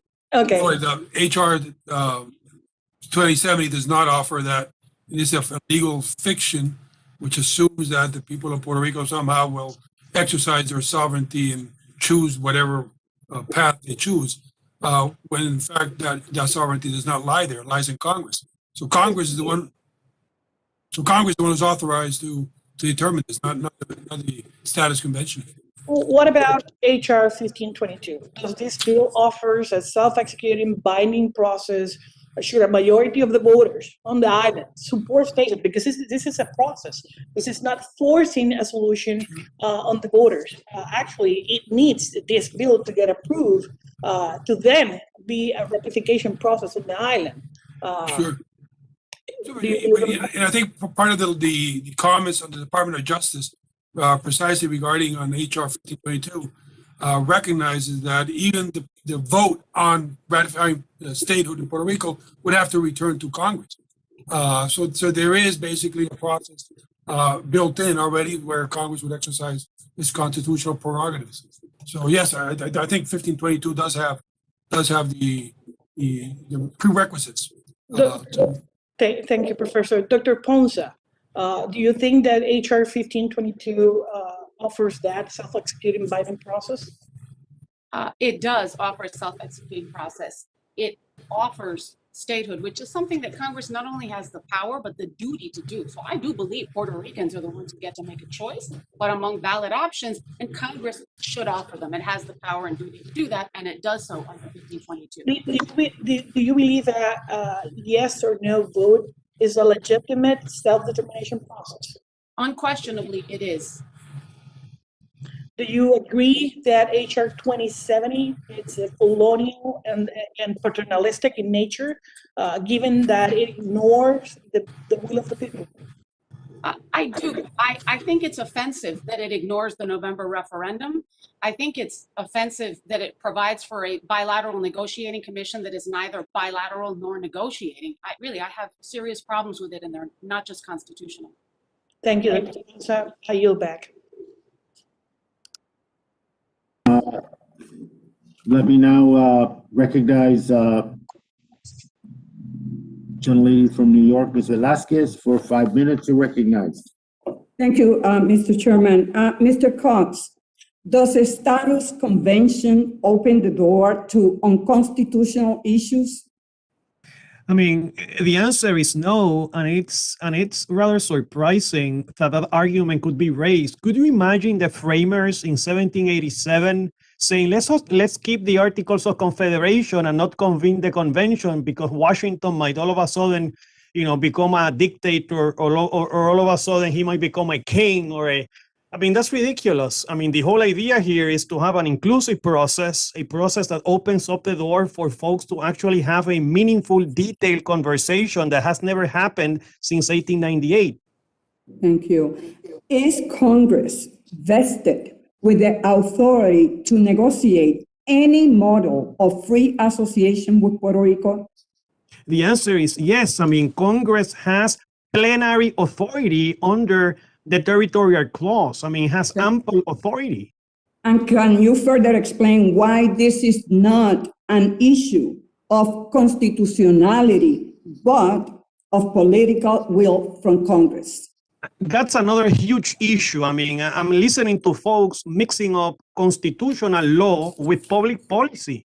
I mean, public policy, that's something very different from, the fact that the Constitution allows for something to happen doesn't necessarily mean that Congress will actually do it, but Congress does have authority to do things, right? It's a matter of political will to decide what is it wants to do. Thank you. So this is 2021. Is it morally and politically correct for Congress to offer the people of Puerto Rico a status option that is subject to the plenary powers of Congress? Meaning that the U.S. Congress has total authority over the island, which will pose a clear continuation of the history of colonization. Of course not. I mean, the Senate is dealing with the John Lewis bill. All of a sudden, America is actually right now before the G7, NATO, trying to fight authoritarianism against Putin. And all of a sudden, you have folks here trying to say that America shouldn't decolonize Puerto Rico. I mean, it doesn't make any sense. Thank you. And Mr. Cox, this is a yes or no answer. In your opinion, would commonly known Act 2022, now renamed Act 60, that effectively creates a special tax treatment for foreigners in Puerto Rico be possible under statehood? No, pursuant to the Uniformity Tax Clause, the answer would be no. Okay, the DOJ report on HR 1522 argues that the Oversight Board is statutorily denominated part of the territorial government of Puerto Rico and will continue to do so if the island were to become a state. What should we make of Governor Pierluisi's previous statement that no state can have a fiscal board? Well, that's an illusory argument. Obviously, Congress has authority to impose conditions. I mean, if you go back to 1791, when Vermont acceded to the Union, all the way to Hawaii in 1959, you see that Congress has authority to make and impose conditions on territories acceding to the Union, right? So Congress does have authority. And would HR 1522 automatically grant statehood to the island? Is statehood a done deal per the language on that bill? Well, the DOJ says there's no fait accompli. I mean, the DOJ on the first page of his opinion says, I mean, this is not a done deal, right? I mean, it's pretty obvious. I would like for you to talk to us about the lessons we can learn from the pacts that were negotiated by the Pacific Islands. Well, the problem with those arrangements is that folks in the Pacific, there were no U.S. citizens, right? The Pacific Islands have a different history. And the other thing that people need to realize in the committee is Puerto Rico presents a unique situation. I mean, Puerto Rico's relationship to the U.S. has really no parallel. I mean, we are U.S. citizens. Puerto Rico is its own nation sociologically. I hear witnesses speaking Spanish. I mean, obviously we have a heritage that's somehow different from the Anglo heritage, and that's something that has to be dealt with by Congress. I mean, it's very, very difficult to superimpose the same solutions that have been used in the Pacific to Puerto Rico. Puerto Rico is completely different. Thank you. Congressman Gutierrez, what does it say that in the last May election to select a shadow delegation whose only purpose is to lobby Congress, and where only 3.8% of voters participated, ousted Governor Rosselló has now been elected again? Approximately 1 million Puerto Ricans marched asking for his resignation in 2019, and now with 3.8% of voters, he's back. Is this 3.8 representative of the will of the people in Puerto Rico? You need to unmute. Absolutely not. And let's remember something. This was not part of the campaign in November. In other words, Pedro Pierluisi and the New Progressive Party did not say, after the election, we're going to pay 6 people $150,000, in spite of the fact that schools are still closed, in spite of the fact that pensions are not being paid, in spite of the fact that there are not roofs over certain people's homes. But we're going to pay them. Never said that. And think about it, Congresswoman. They elected Ricky Rosselló, who was ousted by the people of Puerto Rico. You are right. 1 million people, Chairman, I raise a point of order. Came and marched to The time is up. governor of Puerto Rico. Mr. Gutierrez, the time is up. I participated in that. Gentleman yields back. Gentleman yields. Let me recognize Mr. Lamborn for your 5 minutes, sir. You're recognized.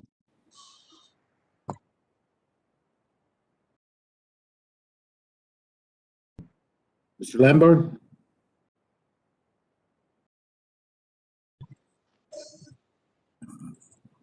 If Mr. Lamborn is not available, Mr. McClintock, you're recognized for 5 minutes. Well, thank you, Mr. Chairman. I have You're to say welcome, sir. I'm very disappointed with the Republican position on this issue. HR 1522 seems to me to be quite unambiguous. It would automatically make Puerto Rico a state upon a Puerto Rican referendum. And we've heard many reasons why this may or may not be in the interests of Puerto Rico. That is a question for Puerto Rico. The question that Congress must decide is whether that's in the interests of the United States as a whole to admit Puerto Rico as a state. That's the responsibility that this bill would completely abrogate. I find that shocking, and I strongly disassociate myself from the support that's been expressed for that on behalf of the minority. To me, this bill sidesteps fundamental questions that arise from statehood. I mean, let's start with the impact of taxation. Many Puerto Ricans are exempt from federal income taxes that they would have to pay under statehood. The General Accounting Office has estimated that the added tax burden that would accompany statehood could cause enormous job losses and additional damage to the economy of Puerto Rico. There's the question of language. The language of the United States is English, period. A common language is absolutely essential in a democracy. It's based on resolving our political differences by open debate. Open debate's impossible in a polyglot society. 76% of Puerto Ricans, according to one recent poll, thought it would be unacceptable that English might become their official language. As one nation, we have to be able to talk with each other.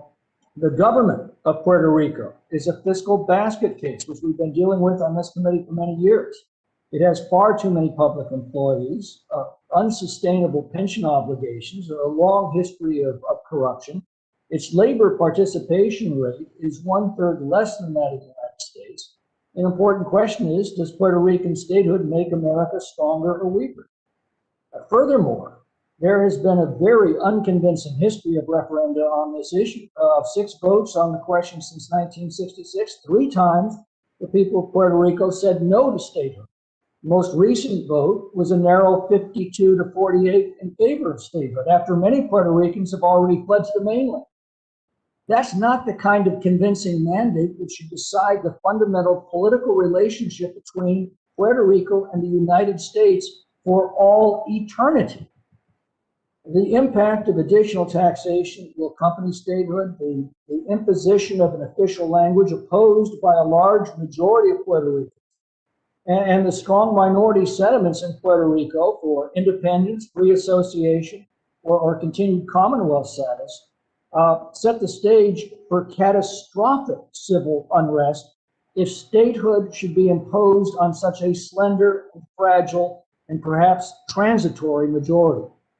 The question we need to ask is whether admitting Puerto Rico as a state makes our country stronger or weaker. That's the crucial question that I'm shocked and saddened to see my party content to simply ignore. This abrogates our responsibility under the Constitution and instead leaves this far-reaching and permanent decision to a simple referendum within Puerto Rico. I would appeal to my Republican colleagues to reconsider. I've got no questions. I yield back. Gentleman yields back. Thank you, Mr. McClintock. And now let me recognize Mr. McKeechan. Sir, you're recognized for 5 minutes. Thank you, Mr. Chairman. In the interest of time, I'm going to yield the balance of my time to Mr. Soto of Florida. Gentleman yields. Mr. Thank you, Soto. gentlemen. Thank you, Chairman. I thank the gentleman from Virginia for your support of the statehood admissions bill as well. Colleagues, last hearing, you heard about the difficult challenges facing Puerto Rico over the past few years and currently. Hurricane Maria, the deadliest natural disaster in modern history, a decade-long recession, draconian PROMESA budget cuts, earthquakes, and now COVID-19. As a result, Puerto Rico lost 11.8% of its population since 2010, according to the 2020 census. The conclusion's obvious. The territorial status is failing Puerto Rico, and it's not surprising. Puerto Rico is just too big to be a territory anymore. 3.2 million Americans there, bigger than half the states nearly, and yet they have one non-voting resident commissioner for the whole island, and she does her best, but she doesn't even get a vote on the floor. Against this backdrop, the Puerto Rican legislature passed a law to have an election, a simple statehood yes or no question in a high turnout general election. This is the same ballot question used by countless states to join these United States before this moment. And in November 2020, they voted yes by 52.52%.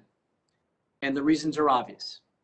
There is no question at this point that having 2 US senators and 4 voting members of Congress would have helped them greatly through these crises. There's no question that Puerto Rico as a territory gets far less funding than states. This wreaks havoc on healthcare, their economy, disaster relief, child tax credits, earned income tax credits, Social Security, and countless other aspects of their lives down there. We've spent hours upon hours in this Congress and prior Congresses trying to make Puerto Rico equal in federal program after federal program. In one bill and one vote, we can empower Americans in Puerto Rico to solve these inequities at once. Our bill sets up one last statehood yes or no question, and let me state the obvious. If they want statehood, they could vote yes, and if they do not, they could vote no. The vote would be binding, and the only action left would be approximately a year-long transition period, and then they would be admitted. Since our last hearing, Chairman Grijalva asked the U.S. Department of Justice to submit reports on both bills. Last hearing, we told you that there were only 3 statuses available to Americans in Puerto Rico under the U.S. Constitution: statehood, territory, and independence. The U.S. Department of Justice agrees. The U.S. Supreme Court already ruled this last year. Last hearing, we told you that a statehood yes or no question was constitutional. The U.S. Department of Justice agrees. Last hearing, we talked about the need to end the PROMESA Fiscal Board as part of the transition process.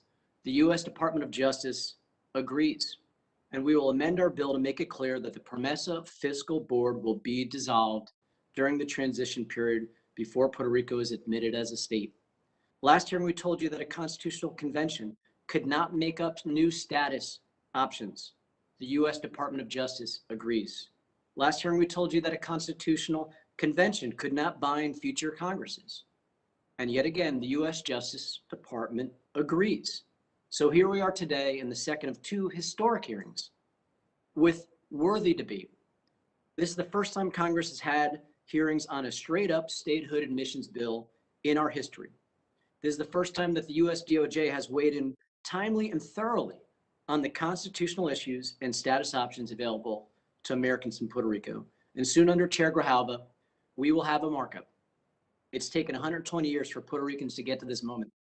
And it's time to give Americans in Puerto Rico one last binding referendum to choose whether to be admitted as a state or not. That's the opinion backed by the majority vote in Puerto Rico. It's also backed by a bipartisan group of legislators, including their own resident commissioner, Jennifer Gonzalez-Colon, and House Majority Leader, Steny Hoyer. For these reasons stated, I urge you all to support HR 1522, the Puerto Rico Statehood Admissions Act.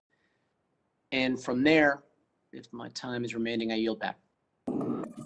Gentleman yields. Thank you very much, Mr. Soto. Let me now recognize Mr. Graves. Sir, you're recognized for 5 minutes.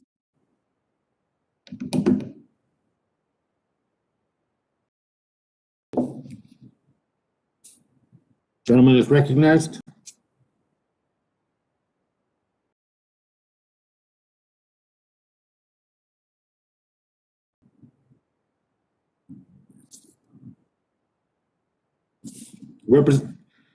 Ms. Gonzalez-Colon, is there other people that Yes, on the side of the dais that have not been recognized, that need to be recognized? Mr. Chairman, I can see Ms. Roddick-Wagon on the queue. Okay. If Mr. Graves is not available, Ms. Roddick-Wagon, you are recognized for 5 minutes. Thank you, Chairman Grijalva, Ranking Member Westerman, for holding this hearing. As a fellow member representing a U.S. territory, I want to align myself with the statements made today by resident Commissioner Gonzalez-Colon and reiterate my support for her legislation. And with that, I yield my time to the resident commissioner. Thank you, Ms. Roddick-Wagon. I just want to take the floor where Mr. McClintock left it. And I wish to, respond. I strongly disagree with his position, but this is part of being part of America. I mean, not everybody will think alike. And again, sometimes people are misinformed. The Republican platform endorses a statehood for more than 40 years. So having said that, I think this is a process to establish which bill have a constitutional base to respond to the voters of the people of the island. And I may say this, if we are Americans, as we are, we should be listened. That's the beauty of democracy. And that's the reason the people of the island have been voting many times, requesting that equality that comes through statehood. This is not different from what Alaska and Hawaii did in the past. So having said that, I would like to recognize Dr. Ponce Krause.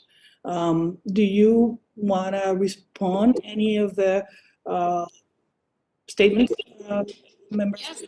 Yes, I do. Yes, I do. I think the argument that a constitutional convention, as proposed in 2070, opens the door to unconstitutional options has been misunderstood and misstated. The argument isn't that a constitutional convention in Puerto Rico might do something crazy, okay? It's much more precise than that, and it has a context. The context is that Puerto Ricans were led to believe for many decades that Commonwealth could be non-territorial. They were led to believe that by the Commonwealth Party in Puerto Rico. They were told they had a compact. They were told they were no longer a territory. They voted for that under the impression they had something they did not have. That is the context in which the argument that 2070 opens the door to unconstitutional options exists. The problem is that if Congress doesn't specify the options, the way the DOJ has done, if Congress doesn't specify the options and say, here are the constitutional non-territorial options that we would be willing to agree to because they're consistent with the Constitution and they would decolonize Puerto Rico, then what they do is send Puerto Ricans back to the drawing board to have the same fight again. It's a waste of time and it's a delay tactic designed to defeat a statehood offer, which Puerto Ricans earned with their vote in November.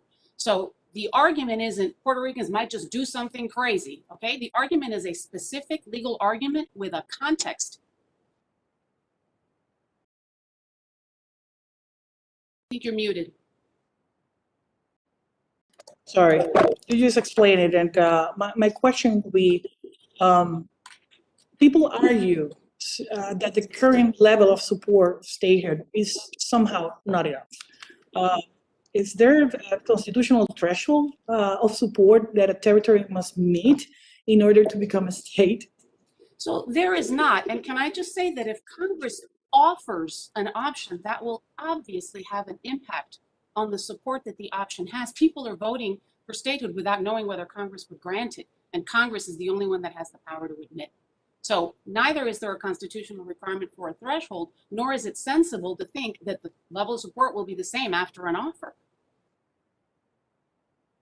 I'm making those questions because sometimes I can see that for other issues, 50% is good enough to elect the president of the United States, but 54% is not enough to show the majority of the will of the island.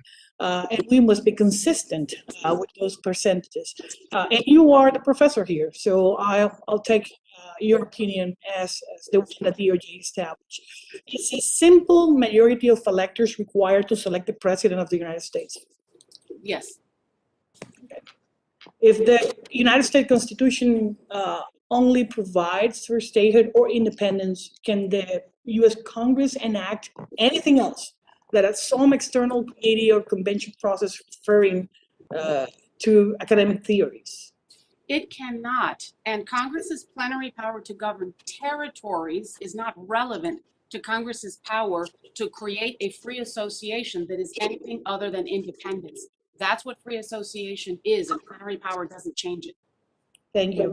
Yield back.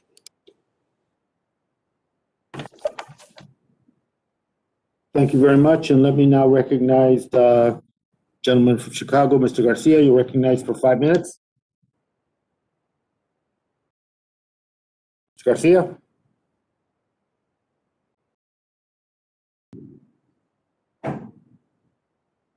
Mr. Garcia is not available. Let me recognize the gentleman from Florida, Mr. Soto. You're recognized for 5 minutes. Thank you, Chairman. Y gracias a Reverenda Carmen Cabrera para asistiendo a esta reunión. Thank you, Reverend Carmen Cabrera, for attending this hearing. And I have just 2 questions for you. I really appreciate you being here and giving a perspective of someone living a second-class citizenship on the island. And I know there's going to be some interpretation, right? Okay. Okay. Reverend Cabrera. Reverenda Cabrera. Sí, estoy aquí. Why do you think more Puerto Ricans voted for statehood than any candidate on the ballot in November 2020? ¿Por qué piensa usted que la mayoría de los puertorriqueños votaron por la estadidad en el 2010? Was it 2020 or 2019? 2020. 2020. Okay. Sí. Gracias Más por la que pregunta. todos los otros candidatos en la balota. Nosotros apreciamos grandemente nuestra relación con Estados Unidos de América. We deeply appreciate our relationship with the United States of America. Y la juventud de Puerto Rico está cambiando de pensamiento. And the youth in Puerto Rico, they are changing their mindset. Son los hijos de los padres que han visto la desigualdad. They are the sons of, they are children of parents who have seen the inequality. Y eso pues es como, ese sentir es como una herencia que se le deja a los hijos, y cuando llega el momento de votar, pues ellos escogen lo que han visto, lo que han sufrido, lo que saben. That is like a feeling that is inherited to the children, and when they come to the ballot box, they vote that way. Gracias. Reverend Cabrera. Sí. LULAC has been a champion of Latino civil rights for many, many years in our country. Reverenda Cabrera, LULAC ha sido una voz, un campeón para los derechos civiles para los hispanos en América. Por muchos años. Por muchos años, yes. Why do you think LULAC is supporting the statehood admissions bill? ¿Por qué cree usted que LULAC está aprobando y apoyando, la ley de admisión a la estadidad? Most Bueno, en las vertientes de Lula, que son política, salud y educación y otras cosas más, en los que Lula interviene con pasión para ayudar a los latinos. In the different areas that LULAC helps with civil rights, with benefits and the well-being of Latinos. Ellos saben, porque esto es conocido, que Puerto Rico tiene que aceptar su realidad como colonia, como territorio. They know that Puerto Rico must accept its reality as a colony. Y la manera, pues, de salir de esa indignidad es convertirse en el Estado 51 de la Unión Americana. And the way of getting out of this is by getting out of this disfranchisement and becoming the 51st state of America. Y no es la primera vez que votamos, o sea, esto no es una primera vez. Again, this is not the first time that we vote. Hemos votado muchas veces. We have voted many other times. Y le hemos dado la oportunidad a que todo el mundo, pues, vote, ¿verdad? Si uno no quiere las urnas, pues eso es otra cosa. Pero se le da la oportunidad a los puertorriqueños a que voten. Y hemos escogido recurrentemente a votar a favor de la estadidad. And we have given the opportunity for Puerto Ricans to vote. And time again, we have voted for a statehood. Thank you, and I yield back. Gracias y cedo mi tiempo. Gracias. Thank you, Mr. Soto. And now let me recognize Mr. Overnolte for his 5 minutes, sir. You're recognized. Thank you very much, Mr. Chairman, and thank you to the witnesses for what has been a very interesting hearing. In the interest of time, I'd like to yield my remaining time to the representative from Puerto Rico, Ms. Gonzalez-Colon. Thank you, Congressman, for yielding the time. I really appreciate that. I will go back to some of the questions. And a few minutes ago, we were talking about the contributions of Puerto Ricans to our nation. And I think it's important to establish the numbers that are being participating in our military forces. 18,000 Puerto Ricans were part of World War I in our Army service. 65,000 Puerto Ricans fought in the Second World War. 48,000 Puerto Ricans fought in the Korean War, helping the United States. And then 61,000 Puerto Ricans fought in the, 48,000 in Vietnam and 61,000 in Korea. 10,000 soldiers from the island in the U.S. Army fought in the Gulf War.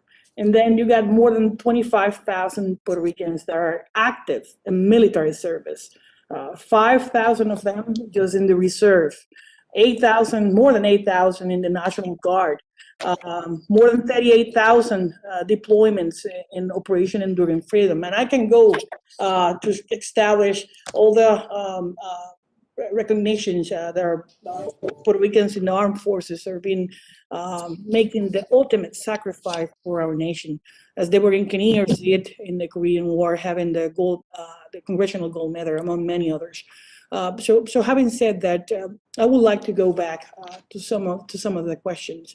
Dr. Ponsa, do you understand that the United States Constitution only provides for statehood or independence, or Congress can do anything else?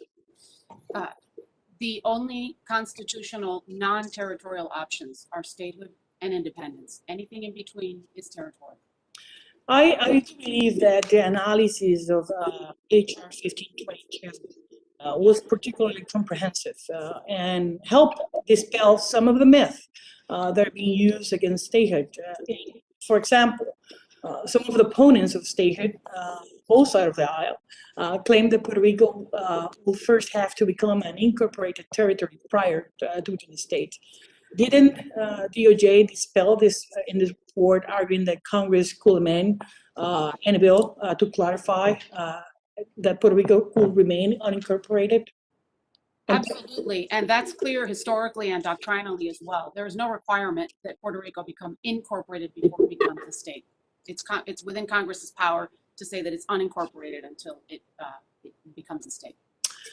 Opponents for statehood as well also claim that all federal taxes laws will immediately apply to Puerto Rico upon becoming a state. However, the DOJ again dispels that, saying that, and according to the DOJ report, Congress have the power to enact legislation provided for gradual or delayed application of the constitutional uniformity requirements. Is that correct or not?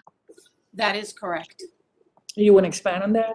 Even the Supreme Court opinion that invented the status of unincorporated territory made clear that Congress could incorporate in certain respects and not others, and be gradual and not others. And that same court upheld what would otherwise have been a violation of uniformity just a few years later in the state of in the territory of Alaska. So Congress does have the power to do this gradually and to incorporate one step at a time and provide for an appropriate transition. Didn't DOJ also argue that legislation providing for gradual transition to taxes and bankruptcy uniformity for Puerto Rico will be constitutional? I'm sorry, I didn't hear the beginning of the question. I'm sorry. Didn't the DOJ report also argue that legislation provided for a gradual transition to tax and bankruptcy laws uniformity for Puerto Rico will be constitutional? Yes, it did. Yes.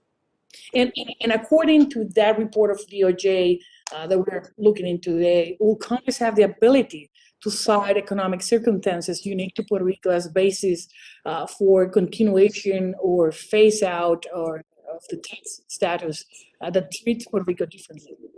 Yes, absolutely. It stands to reason that Congress, with its plenary power to govern territories and its power to admit, can provide for a reasonable transition. And the idea that suddenly, all these oppressive things happen overnight has always been a scare tactic. Thank you, Dr. Ponce. I yield back, Mr. Chairman.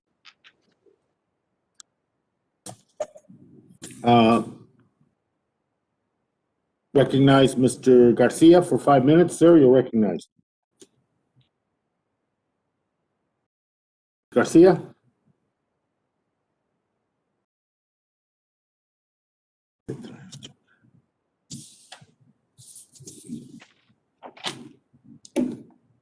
Let me now recognize Mr. San Nicolas for 5 minutes, sir. You're recognized.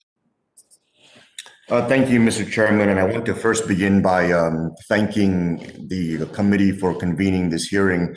I'm actually on Guam at the moment. I've been with the committee since 3 a.m. and this has actually been one of the most informative hearings that I've sat through in some time. I wanted to credit all of the witnesses for definitely bringing their A game. Everybody absolutely is making strong cases for both bills.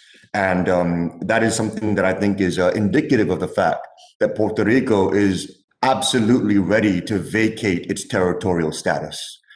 We have the intellect, we have the capacity, and it's time for us to move forward. I wanted to first address statements made by a colleague questioning whether or not admitting Puerto Rico as a state is something that's good for the country. I think that as long as this country maintains the hypocrisy of colonies, then we are losing our credibility internationally, and we are also undermining our credibility domestically. There should be no territories in this country, ever. That's not what this country was founded upon, and it's not the future of this country. That being said, Mr. Chairman, Guam is observing this hearing and these proceedings with great interest, as we as a territory also endure the same circumstances of Puerto Rico, notwithstanding some differences in our unincorporated territorial relationship with the United States. I wanted to first posit a question to Dr. Cristina Ponce-Kraus. So you made it very clear in your testimony that the options provided to Puerto Rico can only be, if they're going to be truly constitutional, it can only be statehood or independence. Is that, am I hearing that correctly? Yes, independence, including free association. Statehood or So- independence, including free association. So free association can also be a status option on a referendum, that would be constitutionally consistent? Absolutely. My position is just that it needs to be made clear that free association is a form of independence. So there's a lot of confusion. Is it 2 options or 3 options? Well, free association is a form of independence. You can count it as 2A and 2B or 2 and 3. Very much agree. I'm very familiar with free association, having our freely associated allies to the south of Guam and Palau, the Federated States of Micronesia, and the Republic of the Marshall Islands. They are all independent countries with compacts of free association with the United States. I think it's very important for us to clearly put that on the record, that free association is independence with a treaty. That's absolutely what free association is. I also wanted to clarify some sentiments that were raised by our colleague, our former colleague, former Representative Luis Gutierrez. Sir, you mentioned that 52% was inadequate for that to reflect the will of the people. I'm concerned that if we put forward status options that are, that involve multiple considerations, whether it's statehood, free association, commonwealth, or independence, wouldn't having multiple status options actually result in an outcome even worse than 52%?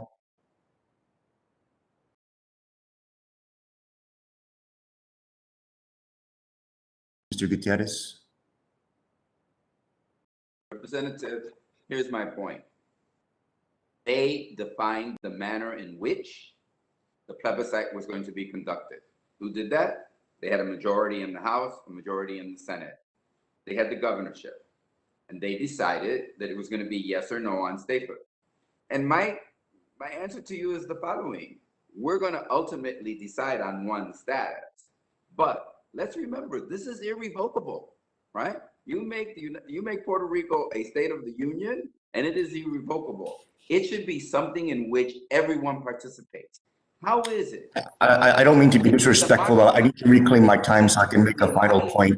If I may reclaim my time, Mr. Chairman. With their status issue. Mr. Chair, thank you. Thank you. Thank you. And so my concern, and just to conclude, I co-sponsored both bills, and that has to do with where I initiated my remarks.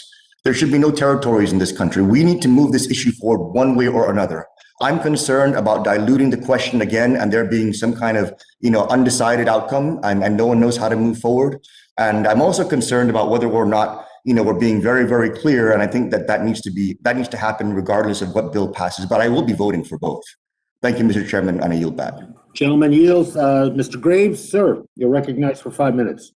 Thank you, Mr. Chairman. I appreciate it. Congressman Gutierrez, nice to see you again. Hope you're doing well.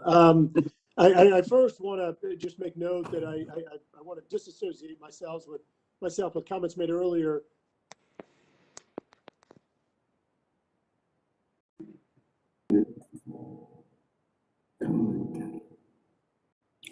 Difficulty hearing. Mr. Graves, we're having some difficulty hearing. Is there a problem on your end in terms of? Let me try.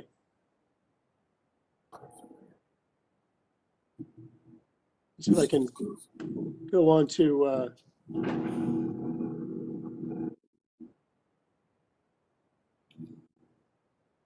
All right. Any better or no? It's better. Yes. Okay.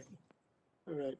I'm not sure if you heard me earlier. I just want to say that I first want to say that I disassociate myself with comments made earlier about the appropriate litmus test or language for folks to be citizens of the United States. I don't think that's the appropriate standard, and very concerning to hear those comments made. Secondly, I want to thank all the witnesses, and I've enjoyed hearing discussion of this hearing and previous. Dr.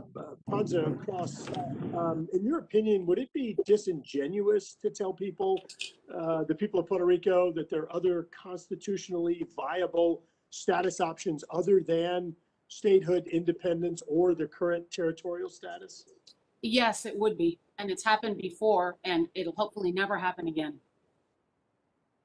Is free association independent? Free association is a form of independence, yes.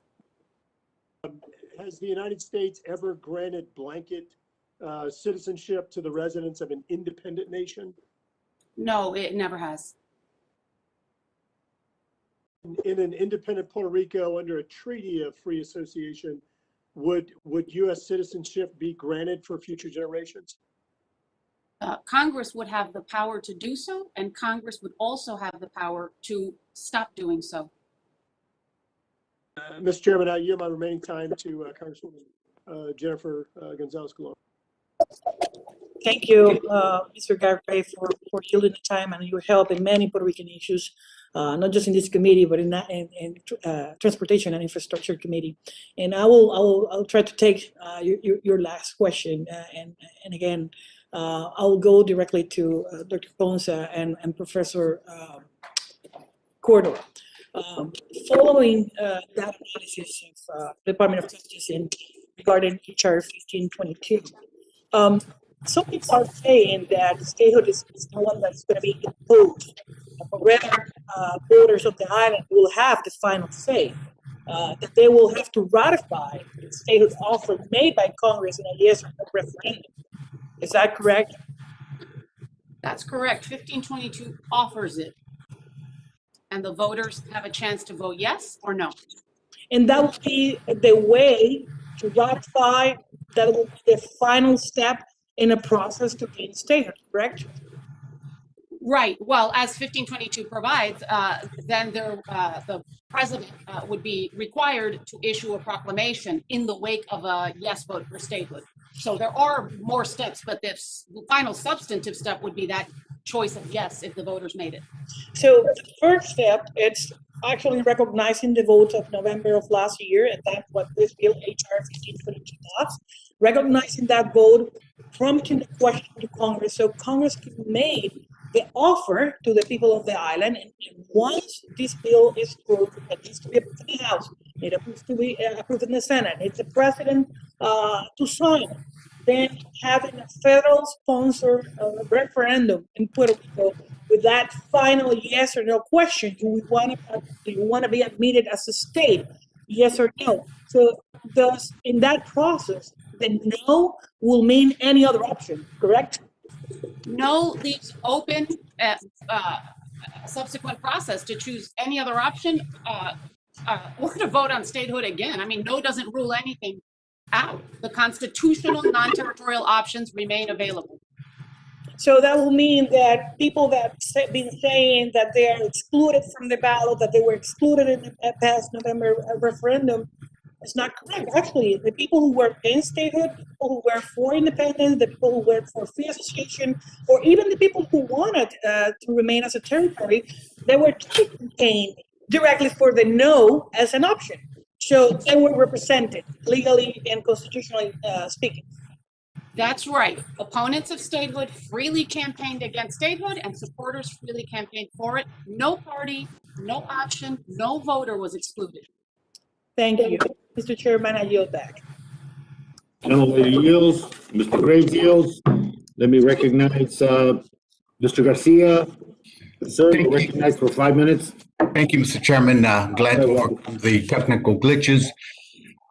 The people of Puerto Rico have suffered too much for too long, and we can all agree that most of Puerto Rico's problems are rooted in its colonial status. As Chair Grijalva has stated, Congress needs to keep moving forward on this because Puerto Rico can't stay in limbo any longer. The future of millions of Puerto Ricans shouldn't be a political football. We have an opportunity to rectify Puerto Rico's long-standing colonial status, which has resulted in its people being treated as second-class citizens. But let me be clear, it must be done correctly and transparently. Regardless of the status outcome, the people of Puerto Rico deserve a thoughtful and thorough transition plan as required in the Puerto Rico Self-Determination Plan. A question for Dr. Cox Alomar.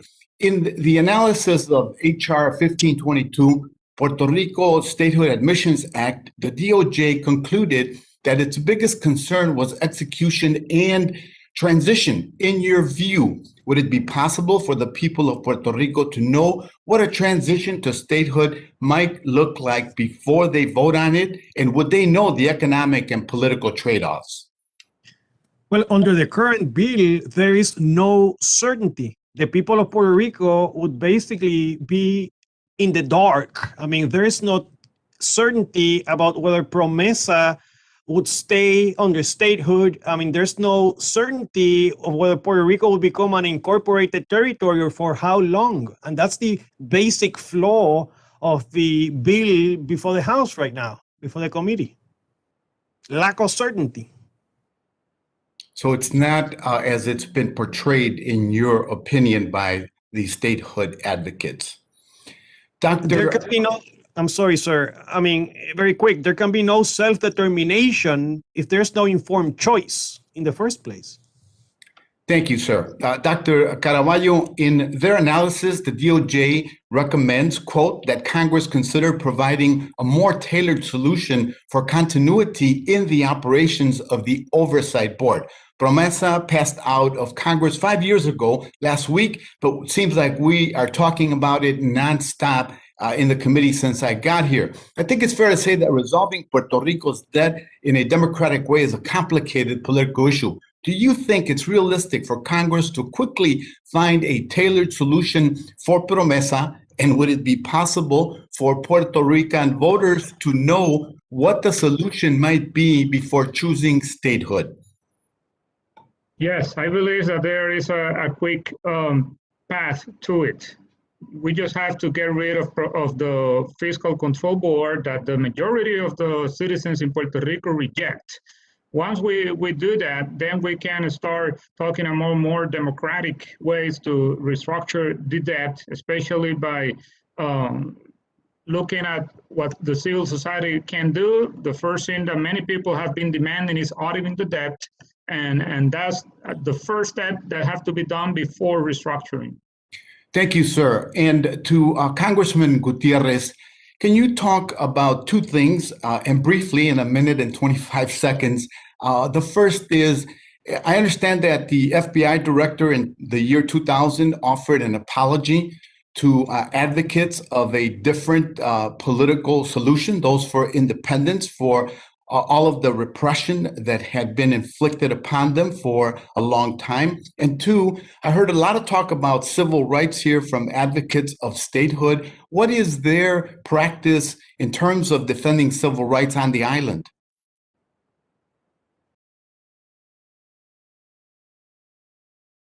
Mute.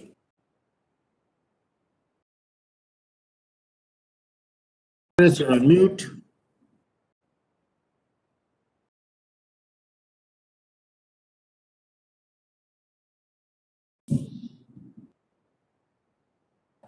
Luis, we cannot hear you. Mr. Gutierrez, you're on mute. To be disciplined and not interrupt. Number one, great question. Number one, it was the FBI director in the year 2000 in a congressional hearing who said the FBI conducted illegal searches and criminal actions against proponents of independence in Puerto Rico. And they did it for over 50 years. It wasn't just happenstance. They did it. It's called the creation of Las Carpetas, where over 100,000 advocates of Puerto Rican independence were monitored. And Congressman Garcia, we have to understand, it wasn't just that they created dossiers on them. They destroyed families. They destroyed reputations. They destroyed people. And they debilitated the fundamental democracy in Puerto Rico. And secondly, look, they continue to come before the Congress of the United States to say, where are my human rights? Where are my civil rights? Statehood is what gives it to us, while they diminish and undermine the rights of the LGBT community in Puerto Rico. The civil code was just changed recently in Puerto Rico to undermine same-sex marriages in Puerto Rico. Number one, the right of a woman to have control over her body and her reproductive system, against debilitated. The racist notions. I mean, think about it. The statehood party in Puerto Rico thinks it's fine to use the N-word. They think it's fine. They have legislators who give congratulatory resolutions to journalists who are fired by Univision, one of them, for using the N-word. How can at this time, in this nature, and I just want to say to you, Congressman Garcia, look, we cannot let this go by. We cannot allow this to continue to happen. You and I got to be in the city council together. We got to go to the Congress because Black people gave up their lives so that we could have a Voting Rights Act, so that we could espouse our positions. Salomar is here with us, a distinguished jurist. And when he ran for resident commissioner of Puerto Rico, the former Chairman, I raise a point of order. Yeah, I know. Gentlemen, time is up. as a monkey. Time is And up. that is something that we should also address. Yield back, Mr. Chairman. Thank you, Mr. Garcia. Let me now recognize Mr. Heiss, sir. You're recognized for 5 minutes.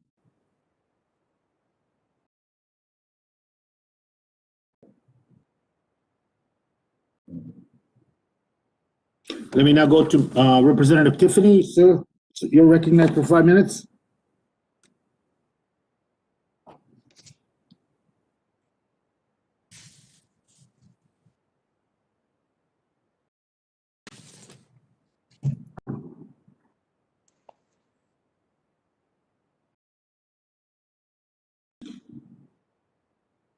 Ms. Ranking Member, Ms. Gonzalez Colon, is there additional people on your side of the dais that wish to be recognized? Mr. Chairman, some members are in the floor at this time. So at this time, there's no Republicans in the queue. That Okay, appreciate that. Thank you. If Mr. Cohen is available on the majority side, sir, you're recognized for 5 minutes. I think the voting is undergoing. And let me now attempt to recognize member of the committee, Mr. Lee, for any 5 minutes, any comments you may make or questions.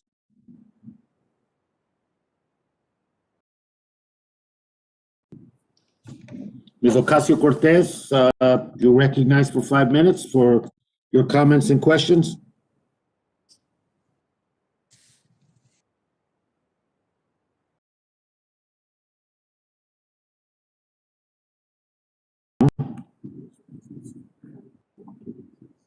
Let me now, given the fact that people are voting at this point, we will recess for a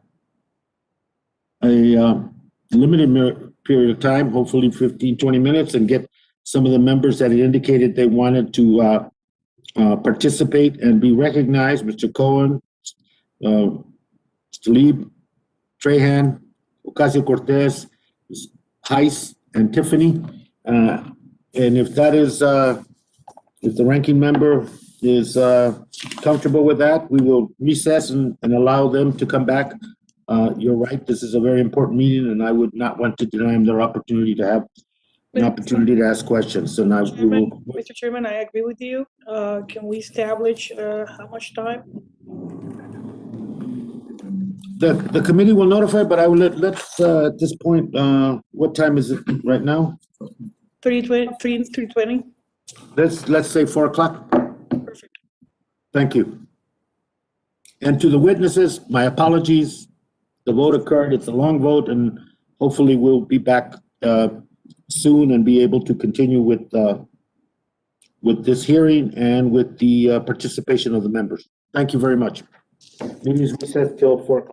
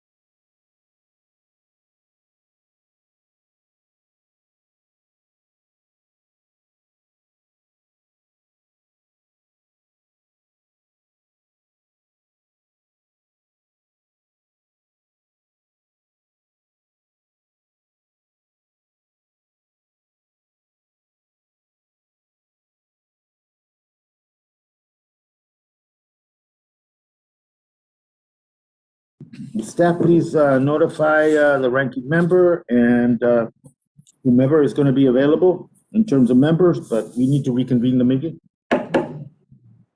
I'm here, Mr. Chairman, ready to go. Okay, thank you. And before we gavel the meeting to start, let me just thank all the witnesses in particular for their endurance and their patience. I very much appreciate it. You know, as Ms. Gonzalez Colon knows quite well, and the staff knows quite well, I get really frustrated with the hearings because on the issue of status in Puerto Rico, whether it's promesa, because they go on for a long time. And I'm not frustrated today.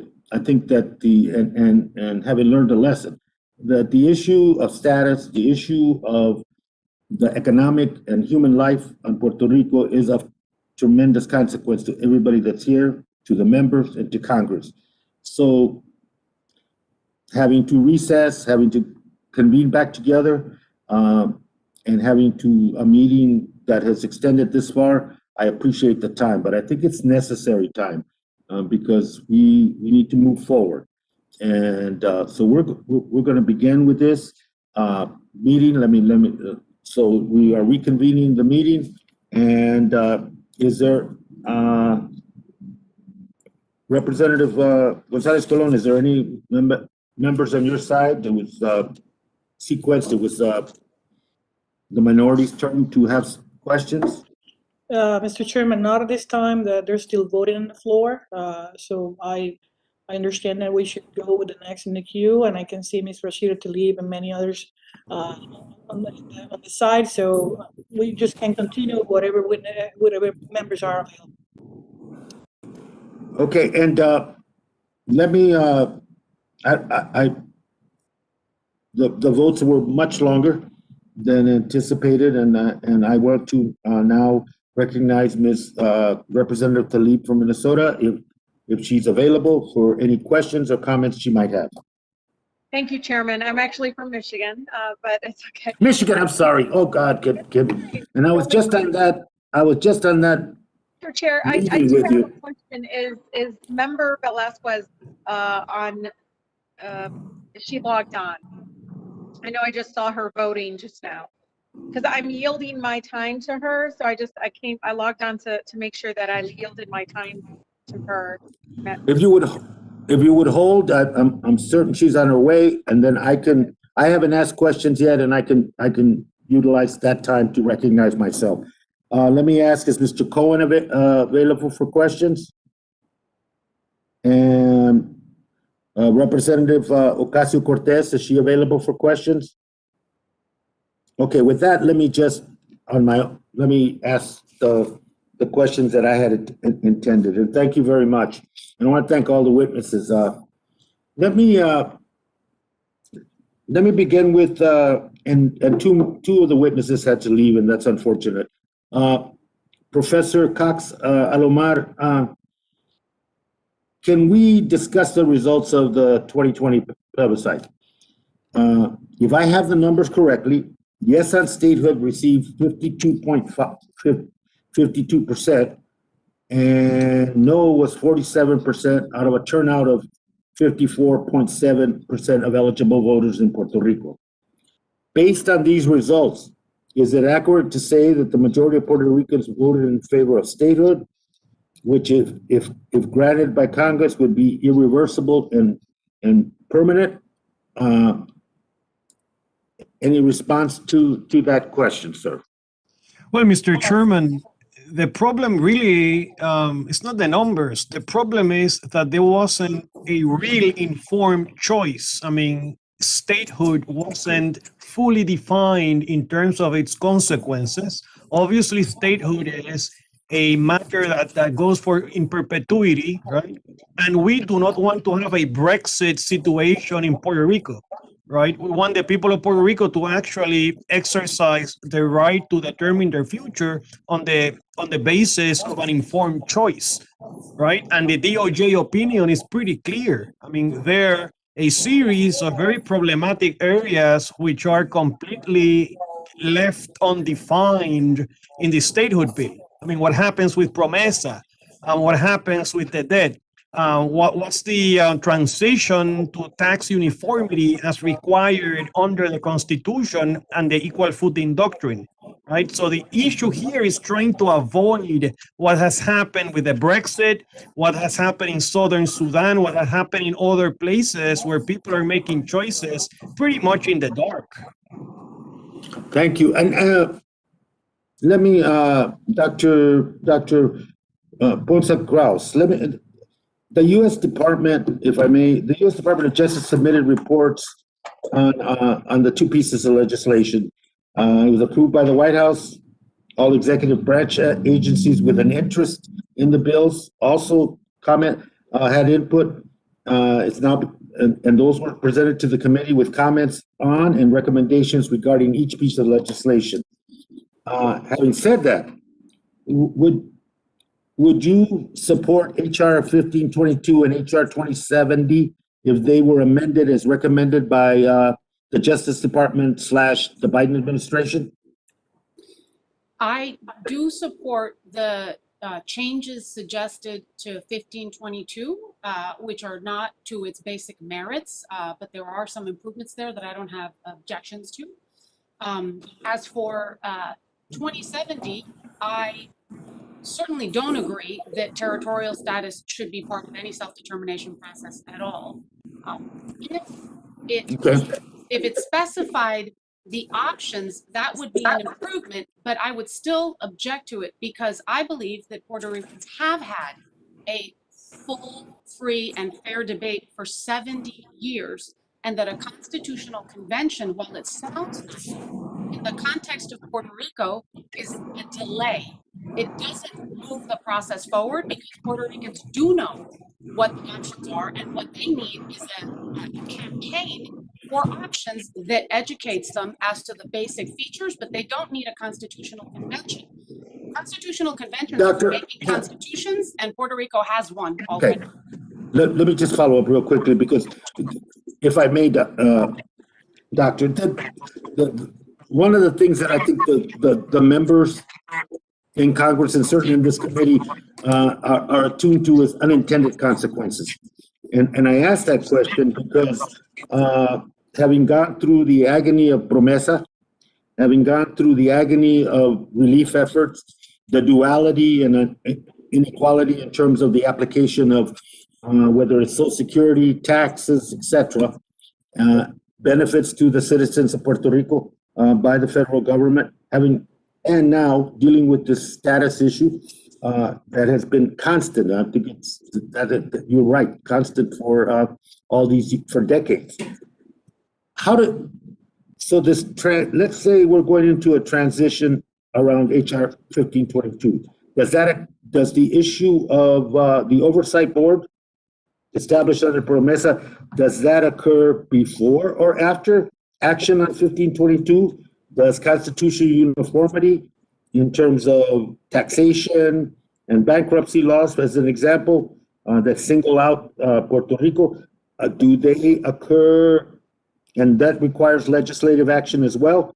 Do they occur before or after action on 1522? They absolutely occur after. I think the word agony is exactly right. It's 123 years of agony, and it's decades of agonizing debate. So it's one thing to ask the voters to offer them options that are constitutional and non-territorial and defined in their basic features for sure. For example, state guarantees citizenship, free association is independent, you offer them that. But then once the voters make that choice, then you work out the details of a transition. I mean, think about free association, for example. You cannot put to the voters a negotiated treaty of free association before they've chosen it, right? So there is no way for every last detail to be worked out beforehand. The voters know the basic options. They should be told what their basic features are, and then the transition should be worked out. So I don't think action should be delayed. It's delay being one way, the unintended consequences being the other way to describe it, but we'll go with your word delay at this point. Congressman Gutierrez, in this whole discussion and looking at 2070 and the legislation itself, fundamental to it is a process, an engagement process, a civic engagement process, a public participation process that as you described it and as the legislation described it, lays the issue of status open for everyone to be able to understand exactly what happens, what intended and unintended consequences might be to that, and have input and recommendations relative to that. Can you talk a little bit about that transparency issue that you mentioned at the beginning of your discussion? And I turn it over to you. Thank you, Mr. Chairman. So here's the point. There hasn't been a free debate and discussion. In 1948, they passed the Ley de la Mordaza. And so for 10 years, it was illegal. You would be put in jail for displaying this flag. There are consequences to that action. As FBI Director Freed apologized and said that the FBI conducted criminal acts of repression against those that didn't favor a permanent relationship with the United States, the independence movement. So you have to put that in context. And what I want to say is I actually, Mr. Chairman, lived it. I watched the commercials each and every day. I was part of that campaign. We have people coming here as witnesses who weren't there, didn't see what happened, were never there. What happened was we had dirty, filthy, how would I say it, dark money. We don't know where it came from. And so to say it was fair, Mr. Chairman, is just not true. There were at least 20 Mr. Chairman, point of order. Yeah. Let me reclaim my time, Mr. Gutierrez. Yeah, I've been the subject of some full-page ads here in Arizona from the pro-statehood people that I have not been able to verify who's paying for it at this point. But anyway, that doesn't bother me. Let me recognize now Mr. Leap. You're recognized for 5 minutes. Thank you, Mr. Chair. I would like to now yield my 5 minutes to Congresswoman This Velázquez. meeting is being recorded.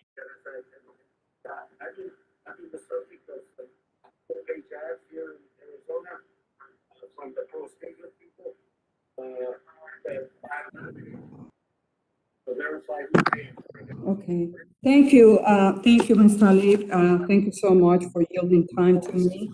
So I just want to say that time and time again, people continue to allege unconstitutionality of HR 2070 with complete disregard to the fact that we have the pen, the United States Congress, we have this pen, we write legislation, we pass the law. So it is up to us, to Congress, with the authority precisely vested by the Constitution to decide what type of mechanism for decolonization which should pursue. So having a transparent process and having options, that is exactly what we need to do in order to decolonize Puerto Rico. And we, in consultation, the Congress,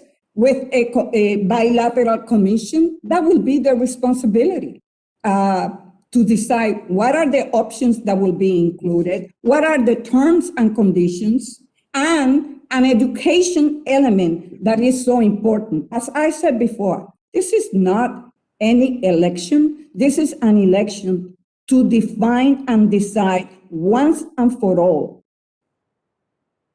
the colonial status of Puerto Rico, to put an end to that, 2021. So, Mr. Cox, I would like for you to review any comments or opinions or comments that were made before that you feel you need to address.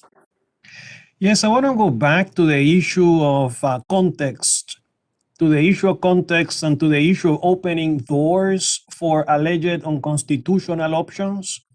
When we talk about context in the specific issue of Puerto Rico's status, I mean, we need not say that the sole culprit for X or Y status was a local political party. We need to go back to what the United States represented to the United Nations. We need to go back to Mason Sears, to Henry Cabot Lodge, to the First Circuit of Appeals in Boston, which basically under Chief Judge Magruder, even Justice Breyer, when he sat in the First Circuit, actually articulated a doctrine whereby Puerto Rico was described as having acceded to a special relationship under American federalism, a mutual consent agreement covenant with the US Congress. So it is not as if a local political party all of a sudden concocted a surreal political status. I mean, the context is very broad and obviously encompasses representations made by the Truman administration, the Eisenhower administration, the Kennedy administration, the Johnson administration, and a whole series of other administrations, right? This is, as much as it is a Puerto Rican problem, this is an American problem. And it was authored by a series of administrations going back to the McKinley administration. Thank you. Thank you, Mr. Cox. Mr. Cueto, I would like to address my next question to you. How federal taxation under statehood or an incorporated territory will affect the island's economy? How would Puerto Rico afford paying for essential services and the debt if it also must pay federal income, excise, gas, and telecom taxes they don't pay now? Would job creation be seriously disrupted under statehood, as the 2014 GAO report on the effects of statehood suggested? Well, the worst case scenario will be an incorporated territory, because we will have taxation, but we will not have the parity in federal programs. So it's going to cost more to Puerto Rico. Plus, we're going to lose the tax advantages that we have right now to attract investment from abroad.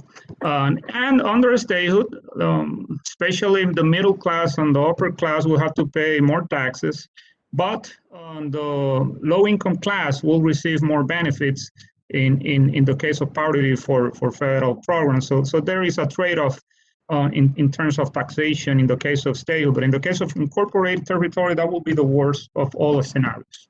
Thank you. Mr. Chairman, I yield back. Much.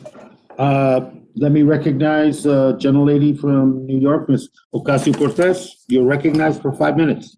Thank you so much, Chairman Grijalva. Thank you for taking the time to have this meeting and this hearing today. And thank you to all of our witnesses who have come to share their expertise. I am a proud co-lead along with Representative Nydia Velázquez on HR 2070, which is the Puerto Rico Self-Determination Act. And as was noted by one of our witnesses, self-determination is a human right. I believe that this legislation is the best answer to the centuries-old question of Puerto Rico's status and colonial history. I'm pleased that in the Department of Justice's analysis of our bill, they conclude that Puerto Rico as an island does in fact have a right to a fair and democratic self-determination process, and that one-sided initiatives fail to grant Puerto Ricans this outcome. However, I want to be clear that a true decolonization process exempts the current territorial status. With that said, I just want to clear up some mythologies and around this bill. So to Dr. Cox Alomar, very quickly as a yes or no, have former statehood plebiscites and referendums in Puerto Rico, have they been plagued historically by electoral irregularities, inaccuracies, and or have been unilaterally influenced by one party? And the answer is yes. So would a constitutional assembly be the most inclusive, democratic, and just process, given that that history of irregularity and bias?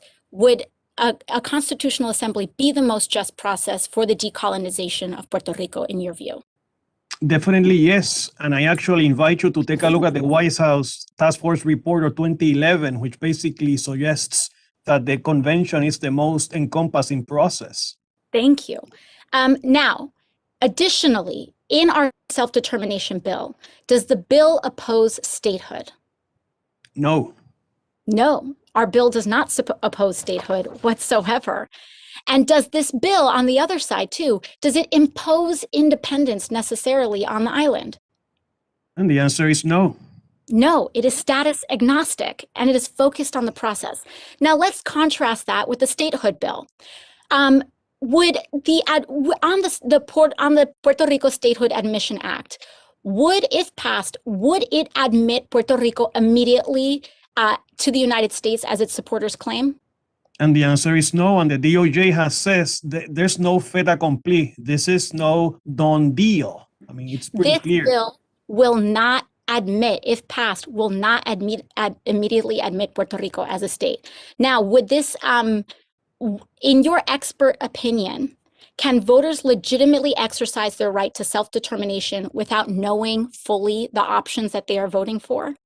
And the answer is no. Take a look at Brexit. Thank you. Thank you very much. I think that is a wonderful example of the situation that voters are in, where they had a status vote, were not fully informed, and many of them regret what's happening. Now, on that note, do you believe that Puerto Ricans, that Boricuas on the island, have ever had the benefit of being fully informed that voting for statehood also means potentially ensuring the survival of La Junta de Control Fiscal? No, there's no proper process of actually informing folks what's going on. No. So you'd say that Puerto Ricans don't know that La Junta could stay and be preserved if the statehood bill passes? And the answer is no. Now, lastly, in the cases of Alaska and Hawaii, when they were admitted to the United States, they had a mandate that information about the legal effects of statehood and the transition be provided to those voters. Alaska and Hawaii had full information. Does HR 1522, the statehood bill, have any mandate at all that information about the legal effects of statehood be granted to voters the way that they were in Alaska and Hawaii? And the answer is no. So they are being treated differently, even compared to other recent communities that were recently admitted as states, most recently admitted as states into the country. Puerto Ricans deserve to have the full facts and information about what not only the statehood bill contains, but also what that transition would mean. Because we cannot make these decisions with a lack of information and find out afterwards that there are tax implications, financial implications, and status implications that may negatively affect their lives. And so our bill, HR 2070, it contains and guarantees and mandates a full information campaign so that Puerto Ricans know what they're voting for. It doesn't say no to statehood. It doesn't mandate independence. What it mandates is a fully informed and just process that Puerto Ricans deserve. So with that, I thank you very much. Thank you, Dr. Cox Alomar, for your expertise, and I yield back to the chair. Thank you very much. Gentlelady yields. Madam Ranking Member, is there any members on your side that we did not get to? They're still on the floor. Okay. As we said, that we're wrapping up this hearing, and I want to thank all of you, and for the sacrifice of time and the changes you had to go through to be here, the witnesses in particular.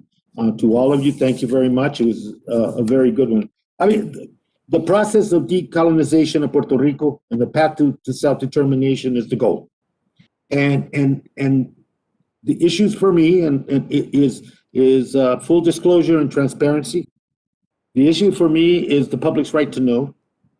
The issues for me is that there be a level of a public understanding and embrace on the part of the Puerto Rican people on the island as to their path toward that self-determination.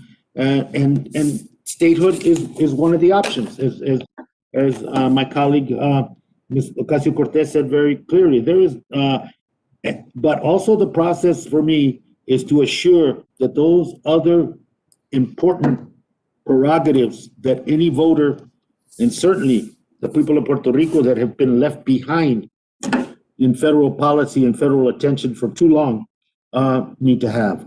We're going to continue to go forward. I will work with the ranking member to continue a meeting. The process goes forward. These two pieces of legislation continue to be very much the focal point of what this committee will have to deal with. And then the other point I want to make is that I'm going to follow up with the Department of Justice in terms of the prerogatives and the powers of Congress and the and our legislative responsibility in terms of what we can and cannot do. There's been some really clear denunciations about you can't go any further than this because of constitutional limits and prohibitions. I'd like to get that opinion. I'd like to get that pretty clearly as to what the prerogatives are so that that argument is either continues, is validated, or is off the table. Thank you very much. Representative Gonzalez Colon, thank you so much for your cooperation and for helping put this meeting together. With that, meeting's adjourned, and thank you so much.